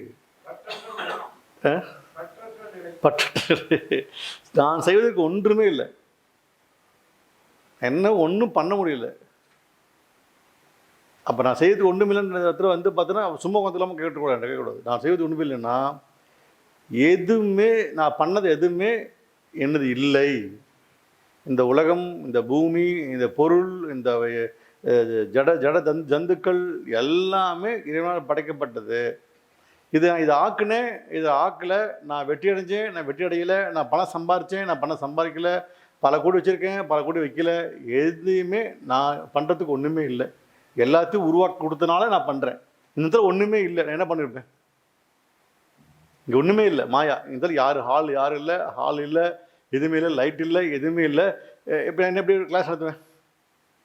நீங்கள் யாருமே இல்லை, மைக் இல்லை, ஃபேன் இல்லை, லைட் இல்லை, பார்த்துக்கோங்க, யாருமே இல்லை, சேர் இல்லை, எப்படி கிளாஸ் நடத்திருப்பேன்? இதெல்லாமே கொடுத்தனால நான் கிளாஸ் நடத்திட்டு இருக்கேன். வாங்க, எல்லாம் இருந்தனால நான் நடத்துகிறேன். எதுவுமே இல்லைண்ணா, இப்போ நீங்கள் யாருமே உட்காந்துக்க, லைட் இல்லை, கரண்ட் கிடையாது, எதுவுமே இல்லை, எப்படி கிளாஸ் நடத்திருப்பேன்? இந்த நடந்திருக்குமா? அப்போ நான் இதுக்கெல்லாம் காரணம் நானா? இதுக்கெல்லாம் காரணம் அவரா? இது எல்லாமே நடத்தினாலும் இந்த சேருகன்னு சொல்கிறதுக்கான வாய்ப்பை கொடுத்தது பகவான் தான். அப்போ நான் நன்னா நடத்தினாலும் நீங்கள் வர வைக்கிறதுக்கான, உங்களோட எல்லாத்தையும் வர வச்சதுக்கான காரணம் யார்? இறைத்தன்மை தான். என்னை பேச வைக்கிறது யார்? இறைத்தன்மை தான். உங்களுக்கு கேட்க வைக்கிறது யார்? இறைத்தன்மை தான். இப்போ இந்த இடத்துல நான் தான் கிளாஸ் நடத்துகிறேன், நான் நடத்துகிறனால தான் நீங்கள் கேட்டு வந்திருக்கீங்க. நான் நடத்துறதுனால என்ன ஞானத்தினால நீங்கள் எல்லாம் வந்து உங்களுக்கு அஞ்ஞானம் போகுது, நீங்கள் பல பேர் வாழ்க்கையை முன்னுக்கு வரீங்கன்னு நான் நினச்சிருக்கிறதுனா என்ன ஒன்றா துன்பம் வரும். இந்த நான்ன்ற எண்ணம் இருக்கு இல்லையா, அங்கே துன்பம். நான் பேசுறதை கேட்டு தான் நீங்கள் மாறி இருக்கீங்க, என்னோட வாய்ஸ் கேட்டு நீங்கள் மாறி இருக்கீங்க, என்னால் அத்தனை பேருக்கு விமோசனம் ஆகிடுச்சு அப்படின்ற எண்ணங்கள் இருக்க என்னால் நடந்துச்சு இந்த கிளாஸு, என்னால் தான் இந்த கிளாஸ் நான் எத்தனை பேர் வந்து உட்காந்துருக்கிறீங்க, நான் உருவாக்கின இந்த ஹாலு, நான் உருவாக்கின இந்த லைட்டு, நான் கஷ்டப்பட்டு சம்பாரிச்சு அப்படின்னு சொல்ல எனக்கு என்ன வரும்னா துன்பம் வந்துகிட்டே இருக்கும். நான் செய்வதுக்கு ஒன்றுமே இல்லை, நான் ஒன்றே ஒன்று விதைத்தேன், எனக்கு சத்சங்கம் நடக்கும்னு நினச்சேன், அதுக்கு மேலே பகவான் நீ பார்த்துக்கோ அப்படின்னு விட்டுட்டு உங்கள் வேலையை மட்டும் என்னைக்கு கடமை செய்ய ஆரம்பிக்கிறீங்களோ அன்னைக்கு துன்பம் போயிடும். அவ்வளோதான். அப்போ துன்பம் இப்படி வரும்போது துன்பம் விலகும், துன்பம் விலகும் போது ஞானம் பிறக்கும். Very simple life. அப்போ இந்த மூமெண்ட், இந்த பேச்சு, இந்த காற்று, இது கூட அவர் கொடுக்கறது தான். அந்த இதை கட் பண்ணி அடிச்சு இது கட் பண்ணிடுவார், நீங்கள் அப்படி பேச வச்சுடுவார் நீங்கள். அப்போ எல்லாத்துக்குமே தேங்க்ஸ் சொல்லிட்டு இருக்கணும். ரைட். ஈஸியாக புரியுதா? இப்போ முதல்ல போனோடனே கடவுள்கிட்ட பார்த்தோன்னே என்ன கேட்பீங்க? என்ன வேண்டுவீங்க? நல்லா இருக்கணும், நல்லா இருக்கும் கேட்பீங்க. ஆமாம், அதான் இதை கொடு, அதை கொடுன்னு கேட்பீங்க. அதான் கேட்பீங்க. அப்போ ஃபஸ்ட்டு கடவுள்கிட்ட என்ன வேணும்னா, நான் நன்றாக படியேறி வந்ததுக்கு நன்றி, உன்னை பார்க்க வந்ததுக்காக நன்றி, இந்த வாழ்க்கை கொடுத்ததுக்காக நன்றி, இந்த வாழ்க்கையை நான் நல்லபடியாக வாழ்கிறதுக்கு நன்றி அப்படி நன்றி தெரிவிச்சுட்டு பிச்சை கேட்கலாம், தப்பில்லை. கொஞ்சம் கோவம் வரும் எல்லாத்துக்கும். அப்புறம் கையேந்தலாம், ஐயா பார்த்து போட்டு லாட்டி விடுவீப்பா, ஒரு வருஷத்துக்குள்ளே பிரச்சனையெல்லாம் சால்வ் பண்ணி கொடுத்துருப்பா, உனக்கு நான் வந்து பார்த்தீங்கன்னா காணிக்க தரேன்ப்பா அப்படின்னு கேட்கலாம். தப்பில்லை.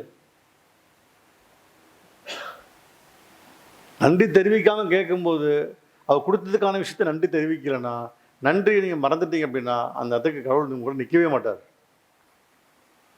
அப்போ யார் செஞ்சால் எல்லாத்தையுமே அவரை செய்கிறாரு. அவர் செய்கிறாருனாக்கா நான் சும்மா வந்து செஞ்சுருவாரா அப்படின்னு நீங்கள் நினைப்பு மட்டும்தான் உங்களுக்கு உருவாக்குது. நான் நல்லவனாக வேண்டிய நினைப்பு இருந்தால் மீதி அவர் பார்த்துப்பார். நான் அயோக்கியனாகவும் நினச்சிருந்தீங்கன்னா அதையும் அவர் பார்ப்பார். அவருக்கு பாரபட்சம் கிடையாது. அவர்கிட்ட கடவுள் பாரபட்சம் காட்டல. அப்போ வாழ்க்கையை வந்து உயர்வாகணுமா தாழ்வாகணுமா கஷ்டப்படணுமா அப்படின்னு கேட்டிங்கன்னா அவரு நம்மளா அப்படின்னா நம்ம தான். அப்போ நம்மகிட்ட நல்ல எண்ணங்கள் இல்லை. எண்ணங்கள் நல்லா இல்லாததுனால எது எண்ணுகின்றாயோ அதை செய்கிற. எண்ணியது எண்ணியாங்க சொல்கிறோமே இல்லையா? எத்தனை திருக்குறள் அது? 666 திருக்குறள். அப்போ என்ன சொல்கிறாரு? எதையும் எண்ணிக்கொண்டிருக்கிறாயோ அதுவாக தான் நடக்க போகுதுன்னு சொல்கிறாரு. அப்போ நினைப்பு நம்ம கூட இருக்கணும். மீது உருவாக்கம் எல்லாம் செயல்பாடத்தனையும் அவர் தான் இருக்கணுமே தவிர நினைப்பதெல்லாம் நடந்து விட்டால் தெய்வம் எங்கே இருக்குது? நினச்சா நடந்துட்டா நீங்கள் இந்த எவ்வளோ மதிப்பீங்க? ஆப்பிள் வந்துச்சு, ஐஸ்கிரீம் வந்துச்சு, தங்க நகை வந்துச்சு, காரு வெளியே நிற்குது. என்ன பண்ணுங்க? யாரா நீங்கள்? முருகா? யாரா கிருஷ்ணா? நீங்கள் யாரா? சிவா? யார்? ஹாய் சிவா ப்ரோ அப்படின்வீங்க. சிவா ப்ரோ அப்படின்னு சொல்லுவீங்க. ஆமாம் இல்லையா? ஐயா அப்பனே முருகா அப்படின்னு சொல்லுவீங்களா? ஹாய் மூர்க்ஸ், how you? I have please see I have எப்படி இருப்பீங்க? நினச்சா என்ன பண்ணுவீங்க? கடவுளை என்ன பண்ணுவீங்க? மதிப்பீங்க. அவர் தெரியும் நம்மளாம் சாதாரண ஆளும் இல்லை. தோலில் கை போடுவீங்க.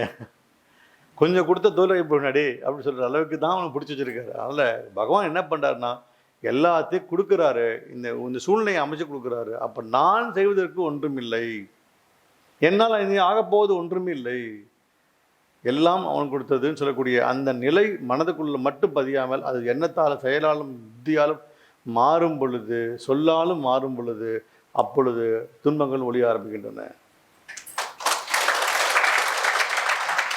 அந்த துன்பங்கள் ஒளியிற நேரத்தில் ஞான் லைட்டாக பிரகாசமாகும்.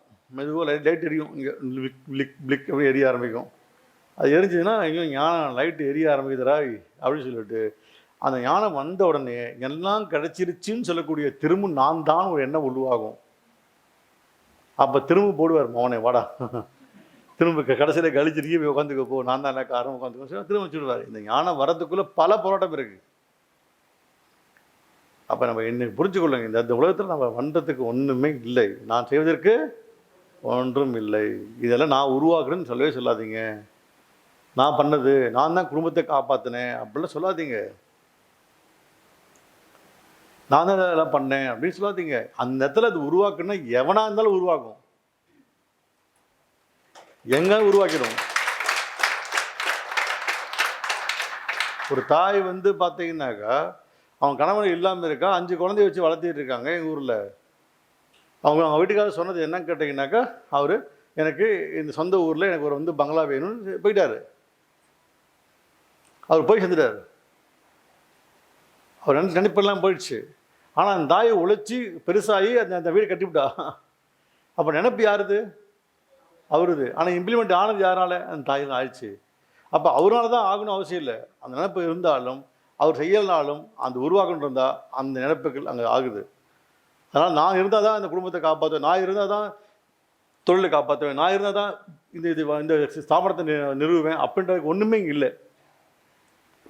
அப்போ நம்ம செய்வது நம்ம என்ன நினைக்கிறோன்றதெல்லாம் இல்லை. நம்ம நினைச்சவன் அத்தனை பேர் செத்து போனால் கூட அது நினச்சது நடக்கிறதுக்கான வாய்ப்புகள் நிறையா இருக்குது. ஈஸியாக புரியுதா? ரைட். ஆகையில் நீங்கள் நினைக்க வேண்டிய ஒரு வேலை, நான் செய்வதற்கு ஒன்றுமே இல்லைன்ற எண்ணத்தை அப்போ ஒன்று அப்போ நாளைக்கு காலைல போய் நான் செய்வதுக்கு ஒன்றுமில்லை, நான் செய்வதுக்கு ஒன்றுமில்லை, நான் செய்வதுக்கு ஒன்றுமில்லை, நான் செய்வதுக்கு ஒன்றுமில்லை அப்படின்னு சொல்லிட்டு சாண்டிங் மாலை போட்டு விட்டுட்டு வச்சுக்கோங்களேன். சார் எல்லாமே நான் பகவான் சொல்லிட்டேன், நான் செய்வதுக்கு ஒன்றுமில்லைன்னு சொல்லிட்டேன். எனக்கு தும்ம போயிடுச்சா பாருங்கள், எனக்கு ஞானம் கிடச்சிதா பாருங்கள் அப்படின்னா ஞானம் கிடச்சிருமா? அப்படி இல்லை. தி ரியாலிட்டி, தி ரியலைசேஷன்ன்றது வெரி இம்பார்ட்டன்ட், ரொம்ப இம்பார்ட்டன்ட். ரியாலிட்டி ரியலைசேஷன் ரொம்ப இம்பார்ட்டன்ட். அது உணர்ந்து உணர்ந்து உணர்ந்து உணர்ந்து உணர்ந்து அடிப்படையில் அது வாழ பழகினதுக்கப்புறம் ஒரு நாள் அப்படியே உங்களுக்கு தும்ப வெளியே போகும் பாருங்கள். அதுதான் நான் அப்படின்றது தான். நான் செஞ்சேன், அங்கே இவ்வளோ பண்ணேன், நான் வாலண்டியர் பண்ணியிருக்கேன், நான் வாலண்டியர் பண்ணல சத்தியம் வளர்ந்துருக்காது, நான் மென்டாரெல்லாம் சத்தியம் வளர்ந்துருக்காது, நான் 25 வருஷமாக கூட இருக்கிறனால சத்தியம் வளர்ந்துச்சு அப்படின்றது எல்லாமே உன் துன்பத்துக்கு தான் காரணமாகவே தவிர உங்கள் ஞான விடுதலை கிடைக்கிறதுக்கு வாய்ப்பே கிடையாது. நீங்கள் அந்த இடத்துல இல்லைனாலும் அந்த இடத்துல ரீப்ளேஸ் பண்ணுறதுக்கு ஒரு ஆளை பகவான் விடுவான். சத்தியம். நம்ம கூட இருக்காங்க, இல்லை இவங்க தான் நமக்கு எல்லாம் பார்த்துக்கிட்டாங்க, அவங்கெல்லாம் எதுவுமே நடக்காதீங்க அப்படின்றது இல்லை, விட்டுட்டே இருப்பான். எல்லாமே அவன் காரியம், அவனுக்காக செய்யக்கூடிய கைங்கரியம் தான் நான் பண்ணுறமே தவிர நான் என்னுடைய காரியமும் இல்லை. இங்கே இல்லை, அடுத்ததாக வந்துட்டே இருப்பான். ஒன்று போனால் ஒன்று வந்துகிட்டே இருக்கும். பட் அவர் காரியத்தை நடத்திக்கிட்டே இருப்பார். அப்போ செய்கிறது யார்? அவரா நம்மள? நம்ம கர்த்தாக்கள் தான். இங்கே நம்ம வேலை செய்ய வந்திருக்கோம், சிரிச்சு ஒன்று உருவாக்கியிருக்கோம், மாஸ்டர் சிரிச்சு உருவாக்குறாரு அப்படிலாம் கிடையாது. அவங்க சொல்கிறத நான் செய்கிறதுக்கு ஒரு கருவி நான், அவ்வளோதான். இந்த கருவியாக இருந்து வேலை செய்யறது தவிர நான் நினச்சேன், உருவாக்கினேன், நான் தான் பிளான் பண்ணேன், நான் தான் ரோடு போட்டேன், நான் தான் வீடு கட்டுறேன் அப்படின்னா இங்கே எதுவுமே கிடையாது. நமக்குள்ளே பூந்துக்கிட்டு வேலை செஞ்சுட்டு இருக்காரு, வேலை வாங்கிட்டு இருக்காரு தவிர நான் தான் சத்தியத்தை உருவாக்குறேன், நான் தான் சிரிச்சு ஒன்று உருவாக்குறேன்னு சொல்லக்கூடிய அந்த அகங்காரம் இல்லாமல் இருக்கணும். அது ஒரு துளி வரக்கூடாது. அது துளி வராத முடிய அங்கே வேலை நடந்துகிட்டே இருக்கும். வந்தால் அங்கே பிரச்சனை நடக்கும். புரியுதா? அது மாதிரி இந்த மாதிரி உங்கள் வீட்டுக்குள்ளே பாருங்க, நான் என்னால் தான் நான் பொண்டாட்டி பிள்ளையை காப்பாற்றுறேன், நான் உழைச்சி தான் பொண்டாட்டி பிள்ளையை காப்பாற்றா துன்பம் தான் வரும். என் புருஷனுக்கு பொண்டாட்டி பிள்ளைங்கள் எல்லாத்துக்கும் நான் வந்து வடித்து கொட்டிட்டு இருக்கிறேன், நான் தான் கொட்டுறேன் அப்படின்னாலும் துன்பம் வரும். சொல்ல புரியுதா? நான் தான் பண்ணேன், எவ்வளோ உழைச்சேன் அப்படின்னா உழைக்கல. நீங்கள் உழைக்கணுன்றது விதி, உழைச்சி தான் ஆகணும். சம்பாதிச்சு கொட்டுறது விதி, சம்பாதிச்சு கொட்டு தான் ஆகணும்.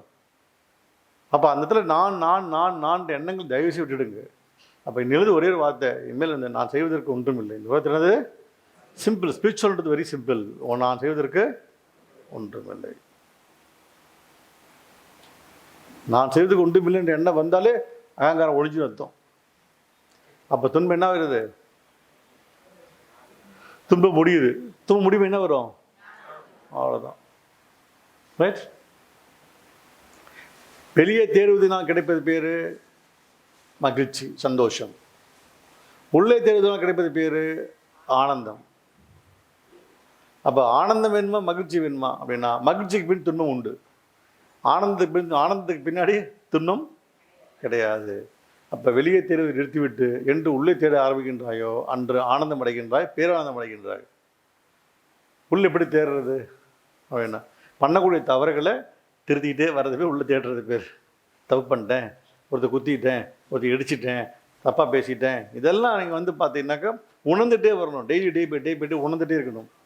அந்த டே பை டே உணர உங்களுடைய துன்பங்கள் கொஞ்சம் கொஞ்சமாக படிப்படியாக குறைஞ்சி அந்த ஞான வழிக்கு போகிறீங்க. சரி, ஞானம் கிடைச்சா என்ன பண்ணும் எனக்கு அப்படின்னா, ஞானம் கிடைச்சா எல்லாம் பண்ணும். சொல்லுங்கள், எல்லாம் பண்ணும். எவ்வளோ உங்களுக்கு என்னென்ன கர்மத்தை எழுதப்பட்டிருக்குதோ அத்தனையும் அப்போ தான் கிடைக்கும்.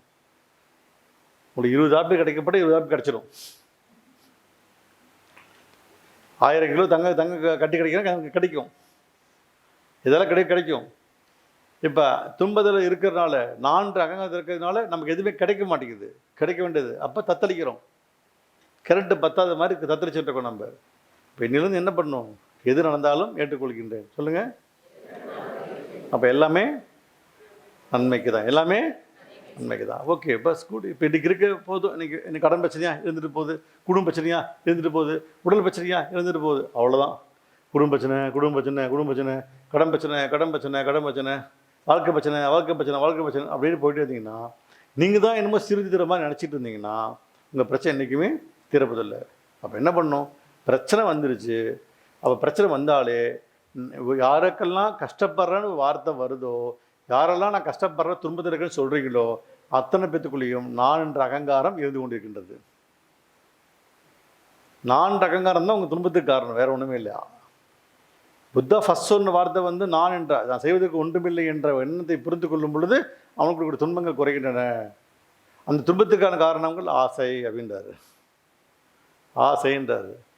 ஆசை ஏன் வந்துச்சு? எனக்கு வேணுன்ற வார்த்தை தான் ஆசைன்னு சொல்றாரு. பொதுவாக எல்லாத்துக்கும் தரது பேர் ஸ்ரீஜீவன் உருவாக்குறது பேர் ஆசை கிடையாது. ஸ்ரீஜீவன் உருவாக்குறது பேர் வந்து என்னது? விருப்பம், தேவை. ஆசை என்பது வேறு. அப்போ சிங்கிள் பர்சனுக்கு வர பேர் ஆசை, பொதுவாக வர்றது பேர் ஆசை இல்லை, சேவை பேர். அப்போ ஆசை துன்பத்துக்காக காரணமாக இருக்கின்றது. அப்போ நம்ம நான் தான் செய்கிறன்ற எண்ணத்தை ஒழுகி இன்னைக்கு எல்லாருமே நம்ம ஒன்றும் பண்ணலன்னு நினச்சிக்கோங்க. ஆமாம் தானே?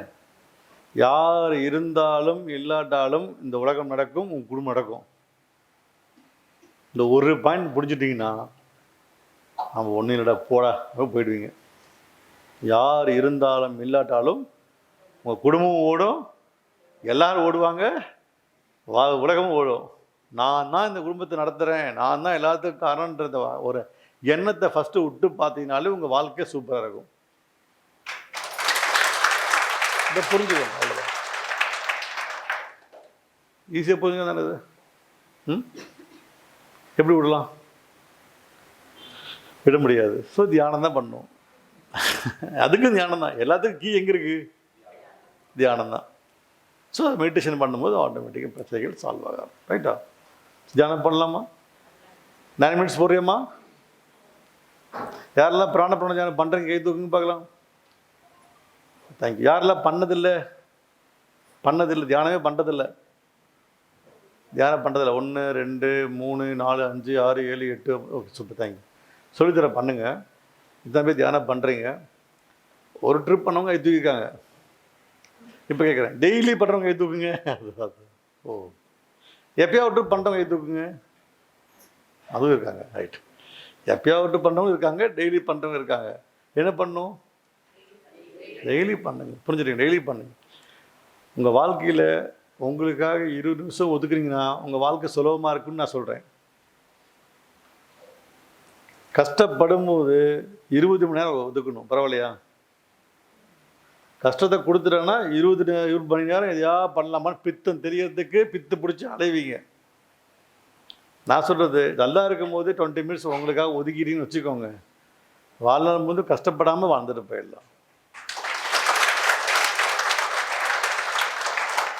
அதனால் இன்னிலிருந்து தியானத்தை தொடங்கி பார்க்கலாம். எப்படி பண்ணணும்னா மூச்சை காற்றை கவனிக்கணும், ஓமின்ற மந்திரம் சொல்லணும், ஹிருதயத்தில் இருக்கக்கூடிய அந்த பரம்பொருளை நம்ம கான்சன்ட்ரேஷன் பண்ணணும். அது வரலைங்க, எப்படிங்க ஃபோக்கஸ் பண்ணுறது, இதெல்லாம் கேட்காதீங்க. ஃபஸ்ட்டு பண்ணுங்கள். ஒரு நாளில் தியானம் வந்துடாது. 2 வருஷம் ஆனால் கூட தியானம் வராது. எனக்கு 4 வருஷம் ஆயிடுச்சு. 4 வருஷத்துக்கு அப்புறம் தான் ஃபோக்கஸே பண்ண முடிஞ்சது. ஓ, இதுதான் மெடிடேஷனா, இப்படி தான் இருக்குமான்னு தெரியறதுக்கே 4 இயர்ஸ் ஆச்சு எனக்கு. ஆனால் ஒன்றும் விட்டதில்லை. கரெக்டாக 18 முடிஞ்சு ரீச் வாங்குகிறேன், தியான ரீச் வாங்குகிறேன்.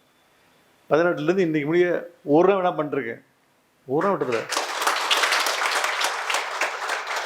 அதில் ஒரு நாள் விடாமல் பண்ணால் தான் அது ஒரு ரிசல்ட் கிடைக்கும். நம்ம எப்படி டாக்டர் சளிக்கு ஒரு ஆன்டிபயோட்டிக் மாத்திரை 5 நாள் எழுதி கொடுப்பாரு. ஆன்டிபயோட்டிக் ஒன்று நைட்டு வந்து பார்த்தீங்கன்னாக்கா ஆன்டி அலர்ஜி டேப்லெட்டு, ஒரு பெயின் கில்லரு, ஒரு சைடு டானிக் எழுதி கொடுத்துருவாரு. நம்ம என்ன பண்ணுவோம்? நம்ம வந்தோடனே 2 நாளைக்கு அந்த பெயின் கில்லரையும் அந்த ஆன்டிபயோட்டிக் மாத்திரை 2 நாள் போடுவோம். 4ஆம் மாத்திரையில் சளி சரியாயிடும், உடம்புல வெடுக்குன்னு இருக்கும். என்ன பண்ணுவோம்? நம்ம அந்த மாத்திரை அவ்வளோதான், அப்படி கிடக்கும். காலைல போடுவோம், நைட் போட மாட்டோம், நைட் போடுவோம், காலைல போட மாட்டோம். அப்போ 5 நாள் கோர்ஸ் எடுக்க மாட்டோம். ஆமாம் இல்லையா? இப்போ என்ன நடக்கும்? ஆன்டிபயோட்டிக் வந்து 5 நாள்லாம் கோர்ஸ் கம்ப்ளீட் பண்ணால் தான் உடம்புல இருக்கக்கூடிய தேவையில்லாமல் அந்த செல்ஸ் எல்லாம் அழித்து ரெஜுமினேஷன் பண்ணோம். இது தட்ஸ் கோர்ஸ். நம்ம யாருமே அந்த கோர்ஸ் கரெக்டாக எடுக்கிறது கிடையாது. யாருமே வருஷத்துக்கு 2 முறை தான் ஆன்டிபயோட்டிக்கே போடணும். நம்ம இர்ரெகுலர் சாப்பாடு என்ன ஆகுதுனாக்கா உடம்புக்குள்ளே போய் கெடுத்துருது. அதுபோல் தியானத்தை சரியாக பண்ணாமல் விட்டின்னு வச்சுக்கோங்க, நல்லா வளர்ந்ததை போய் அப்படியே விட்டுட்டு போயிடும். அப்போ என்ன உன மைண்ட் மனசுக்கு என்ன தெரியும்னா, இவன் நல்லவனா இவன் கெட்டவனா அப்படி மனசு ஆராய ஆரம்பிக்குது. அங்கே தான் போராட்டம் வருது. அதனால் என்னமோ ஒன்று 9 மினிட்ஸ் மெடிடேஷன் இருக்குது ஆப்பில், அதை கூட பண்ண முடியாதா?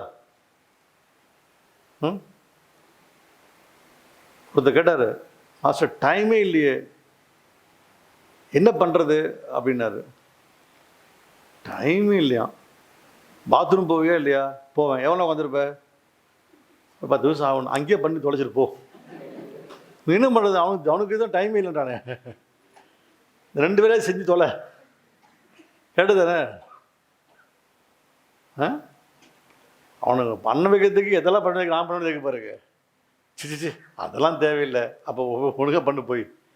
நான் சொல்கிறேன் எங்கேயோ வந்து பண்ணி தொலைக்கிறது வேணும். ஆமாம் இல்லையா? ஓகே, அந்த ஆப் டவுன்லோட் பண்ணிக்கோங்க. சத்யோதயம் ஆப் டவுன்லோட் பண்ணிட்டீங்கன்னா அதுலேயும் இருக்கும். ஸோ அதுலேயே 9 மினிட்ஸ் மெடிடேஷன்ஸ் நீங்கள் அது அமுத்திட்டீங்கன்னா அதுவே வரும். இதே தான் வரும். நீங்கள் அதை கண்டிப்பாக போட்டு டெய்லியும் சும்மா உட்காந்துருப்பீங்கள்ல, அப்படி உட்காந்து சும்மா வெட்டியாக பார்க்கறனா அது உட்காந்து போட்டு உட்காந்து வேண்டியது தான் இல்லையா? இது எப்படி நிறைய மாற்றம் கொடுக்கும் உங்களுக்கு. அதாவது நிறைய இப்போ வந்து இந்த டேர்ன் வேன்னு சொல்லி ஒரு சின்ன ஒரு கிளாஸஸ் ஃப்ரீ கிளாஸ் நடத்த போகிறேன் நான். அது நிறைய டீச்சர்ஸ் உருவாக்கியிருக்கேன். இந்த டேர்ன் வேண்டது பேசிக் கிளாஸாக, ஹையர் கிளாஸாக பேசிக்காக வச்சுருக்கோம் நம்ம. அந்த கிளாஸ் எல்லாமே அட்டன் பண்ணதுக்கப்புறம் இங்கே வந்து ஆத்ம பரிவர்த்தனைக்கு வர மாதிரி கொடுத்துருக்கேன். அதில் ஒரு 10 கொஸ்டின்ஸ் கேட்குற மாதிரி கொடுத்துருக்கேன். அந்த 10 கொஸ்டின் கேட்டு 10 கொஸ்டின் நீங்களே டிக் அடிச்சிக்கலாம். இதெல்லாம் நம்ம வாழ்கிற தப்பாக ரைட்டான்றதை நீங்கள் டிக் அடிச்சுட்டு அதில் 7 பாயிண்ட் நீங்கள் இன்ட்டு போட்டிங்கன்னா கண்டிப்பாக கிளாஸ் தேவை. இல்லை ஒருவேளை 10க்கு 10 இருந்தால் நீங்கள் கிளாஸே வர தேவையில்லை. ஆனால் ஞானவான்கள் வந்து என்ன பண்ண போகிறாங்க இங்கே? ஒன்றும் தேவையில்லை. அதனால் அந்த ஸ்டார்டிங்லே உனக்கு ஆன்மீகம் தேவையில்லையான்ற டிக் அடித்து தூக்கிலான்னு முடிவு பண்ணி ஒரு 10 கொஸ்டின் வச்சுருக்கேன். அது பேர் டேர்ன் யுவர் வே. அது டிக் அடிக்க தான் டேர்ன் யுவர் வே. அடிச்சுட்டு நம்ம உள்ளே என்ட்ராகலாமா வேண்டாமா? நமக்கெல்லாம் எதுக்கு இந்த ஆன்மீகம் அப்படின்னு நிறைய பேர் இருப்பாங்கன்னு தெரியும். அப்படி தானே? ஏன்னா அவங்களுக்கு ஞானமாக நிறைய இருக்கிறாங்க நிறைய பேர். டிக் அந்த மாதிரி கிளாஸ் நடத்த போகிறேன். ஃப்ரீ கிளாஸ் தான், அது ஆன்லைனில் வந்துடும். நீங்கள் டிக் அடிச்சுட்டு கிளாஸ் வந்து அதிலே வேணும் வேணான்றதை நீங்களே டிக் அடிச்சு கொடுத்தீங்கன்னா உங்களை ரெஜிஸ்டர் ஆகிக்குவாங்க. இது டிக் அது ஓகேன்னு அப்புறம் தான் நீங்கள் ஆத்து பரிதனுக்கு வர முடியும். அந்த மாதிரி கொண்டு வந்துருக்கு. ஆனால் அடுத்த கிளாஸ் வந்துடும், 1 வீக்கில் வந்துடும். நீங்கள் எல்லாமே அட்டன் பண்ணுங்கள். ஆனால் அது அந்த 10 கொஸ்டின்லேயும் உங்கள் லைஃப்பை முடிச்சிடலாம். ஓகே, தேவையில்லை முடிச்சிடலாம். Right, good. ரொம்ப சந்தோஷம். நேற்று புஷ்பாஞ்சலி சிறப்பாக நடந்துச்சு. இது ரொம்ப நல்லா சிறப்பாக நல்லா போகிறாங்க. பூ வந்து புஷ்பாஞ்சலி பூ வந்து கொண்டு வந்துருக்கு. நிறைய பேர் வாங்கிட்டு போகிறாங்க, எடுத்துகிட்டு போகிறாங்க. பொட்டனரி வச்சிட்டிங்களாப்பா? பாரியா, பரவாயில்ல. எல்லாத்துக்கும் புஷ்பாஞ்சலியுடைய பூக்கள் வந்து வாங்கிட்டு போங்க எல்லாருமே. ரைட். ஆக்சுவலி நம்ம மே 4 அக்னி ஆரம்பிக்குது. 5 நம்ம வந்து பார்த்திங்கன்னா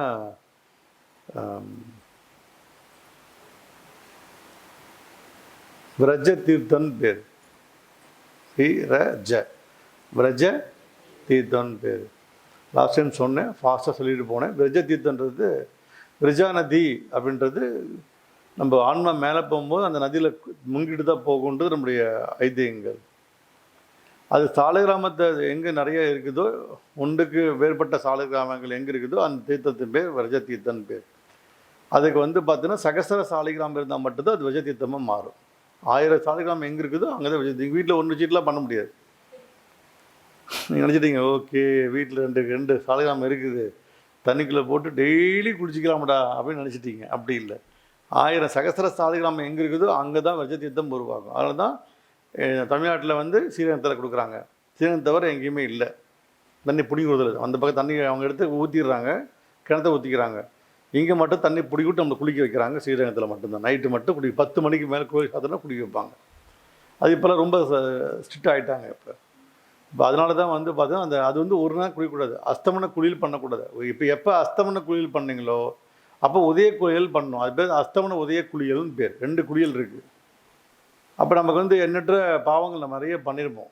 பாவம் பண்ணாததுக்கு வர வேண்டாம், பாவம் பண்ணவங்க வந்தால் போதும். எனக்கு பாவம்லாம் பண்ணது இல்லைங்க, நான் எதுக்கு வரணும் அப்படின்னா ஐயோ புண்ணியவாங்கலாம் யாரும் வேண்டாம். பாவம் பண்ண எனக்கு பாவம் இருக்கும். நம்ம பிறவியுடைய பாவம் நிறைய கண்ணு தெரியாமலும் நிறைய செஞ்சுருப்போம். நம்ம நம்ம இன்றைக்கி வினை அனுபவித்துக்கான நம்முடைய சின்ன சின்ன சம்ஸ்காரங்களுடைய வினை பதிவுகள் தான் நிறையா இருக்குன்னும் போது அது குறைச்சிக்கிறதுக்கு தான் நம்ம நிறைய பண்ணணும். மனிதனுடைய வாழ்க்கைக்கு அதுக்காக அருளியது தான். அப்போ அது வந்து அஸ்தமன குளியல்னு சொல்லுவாங்க. நைட்டு வந்து நீங்கள் குளிக்கணும் 6:30 மணிக்கு மேலே சூரியன் அஸ்தமனத்துக்கு குளிப்பீங்க.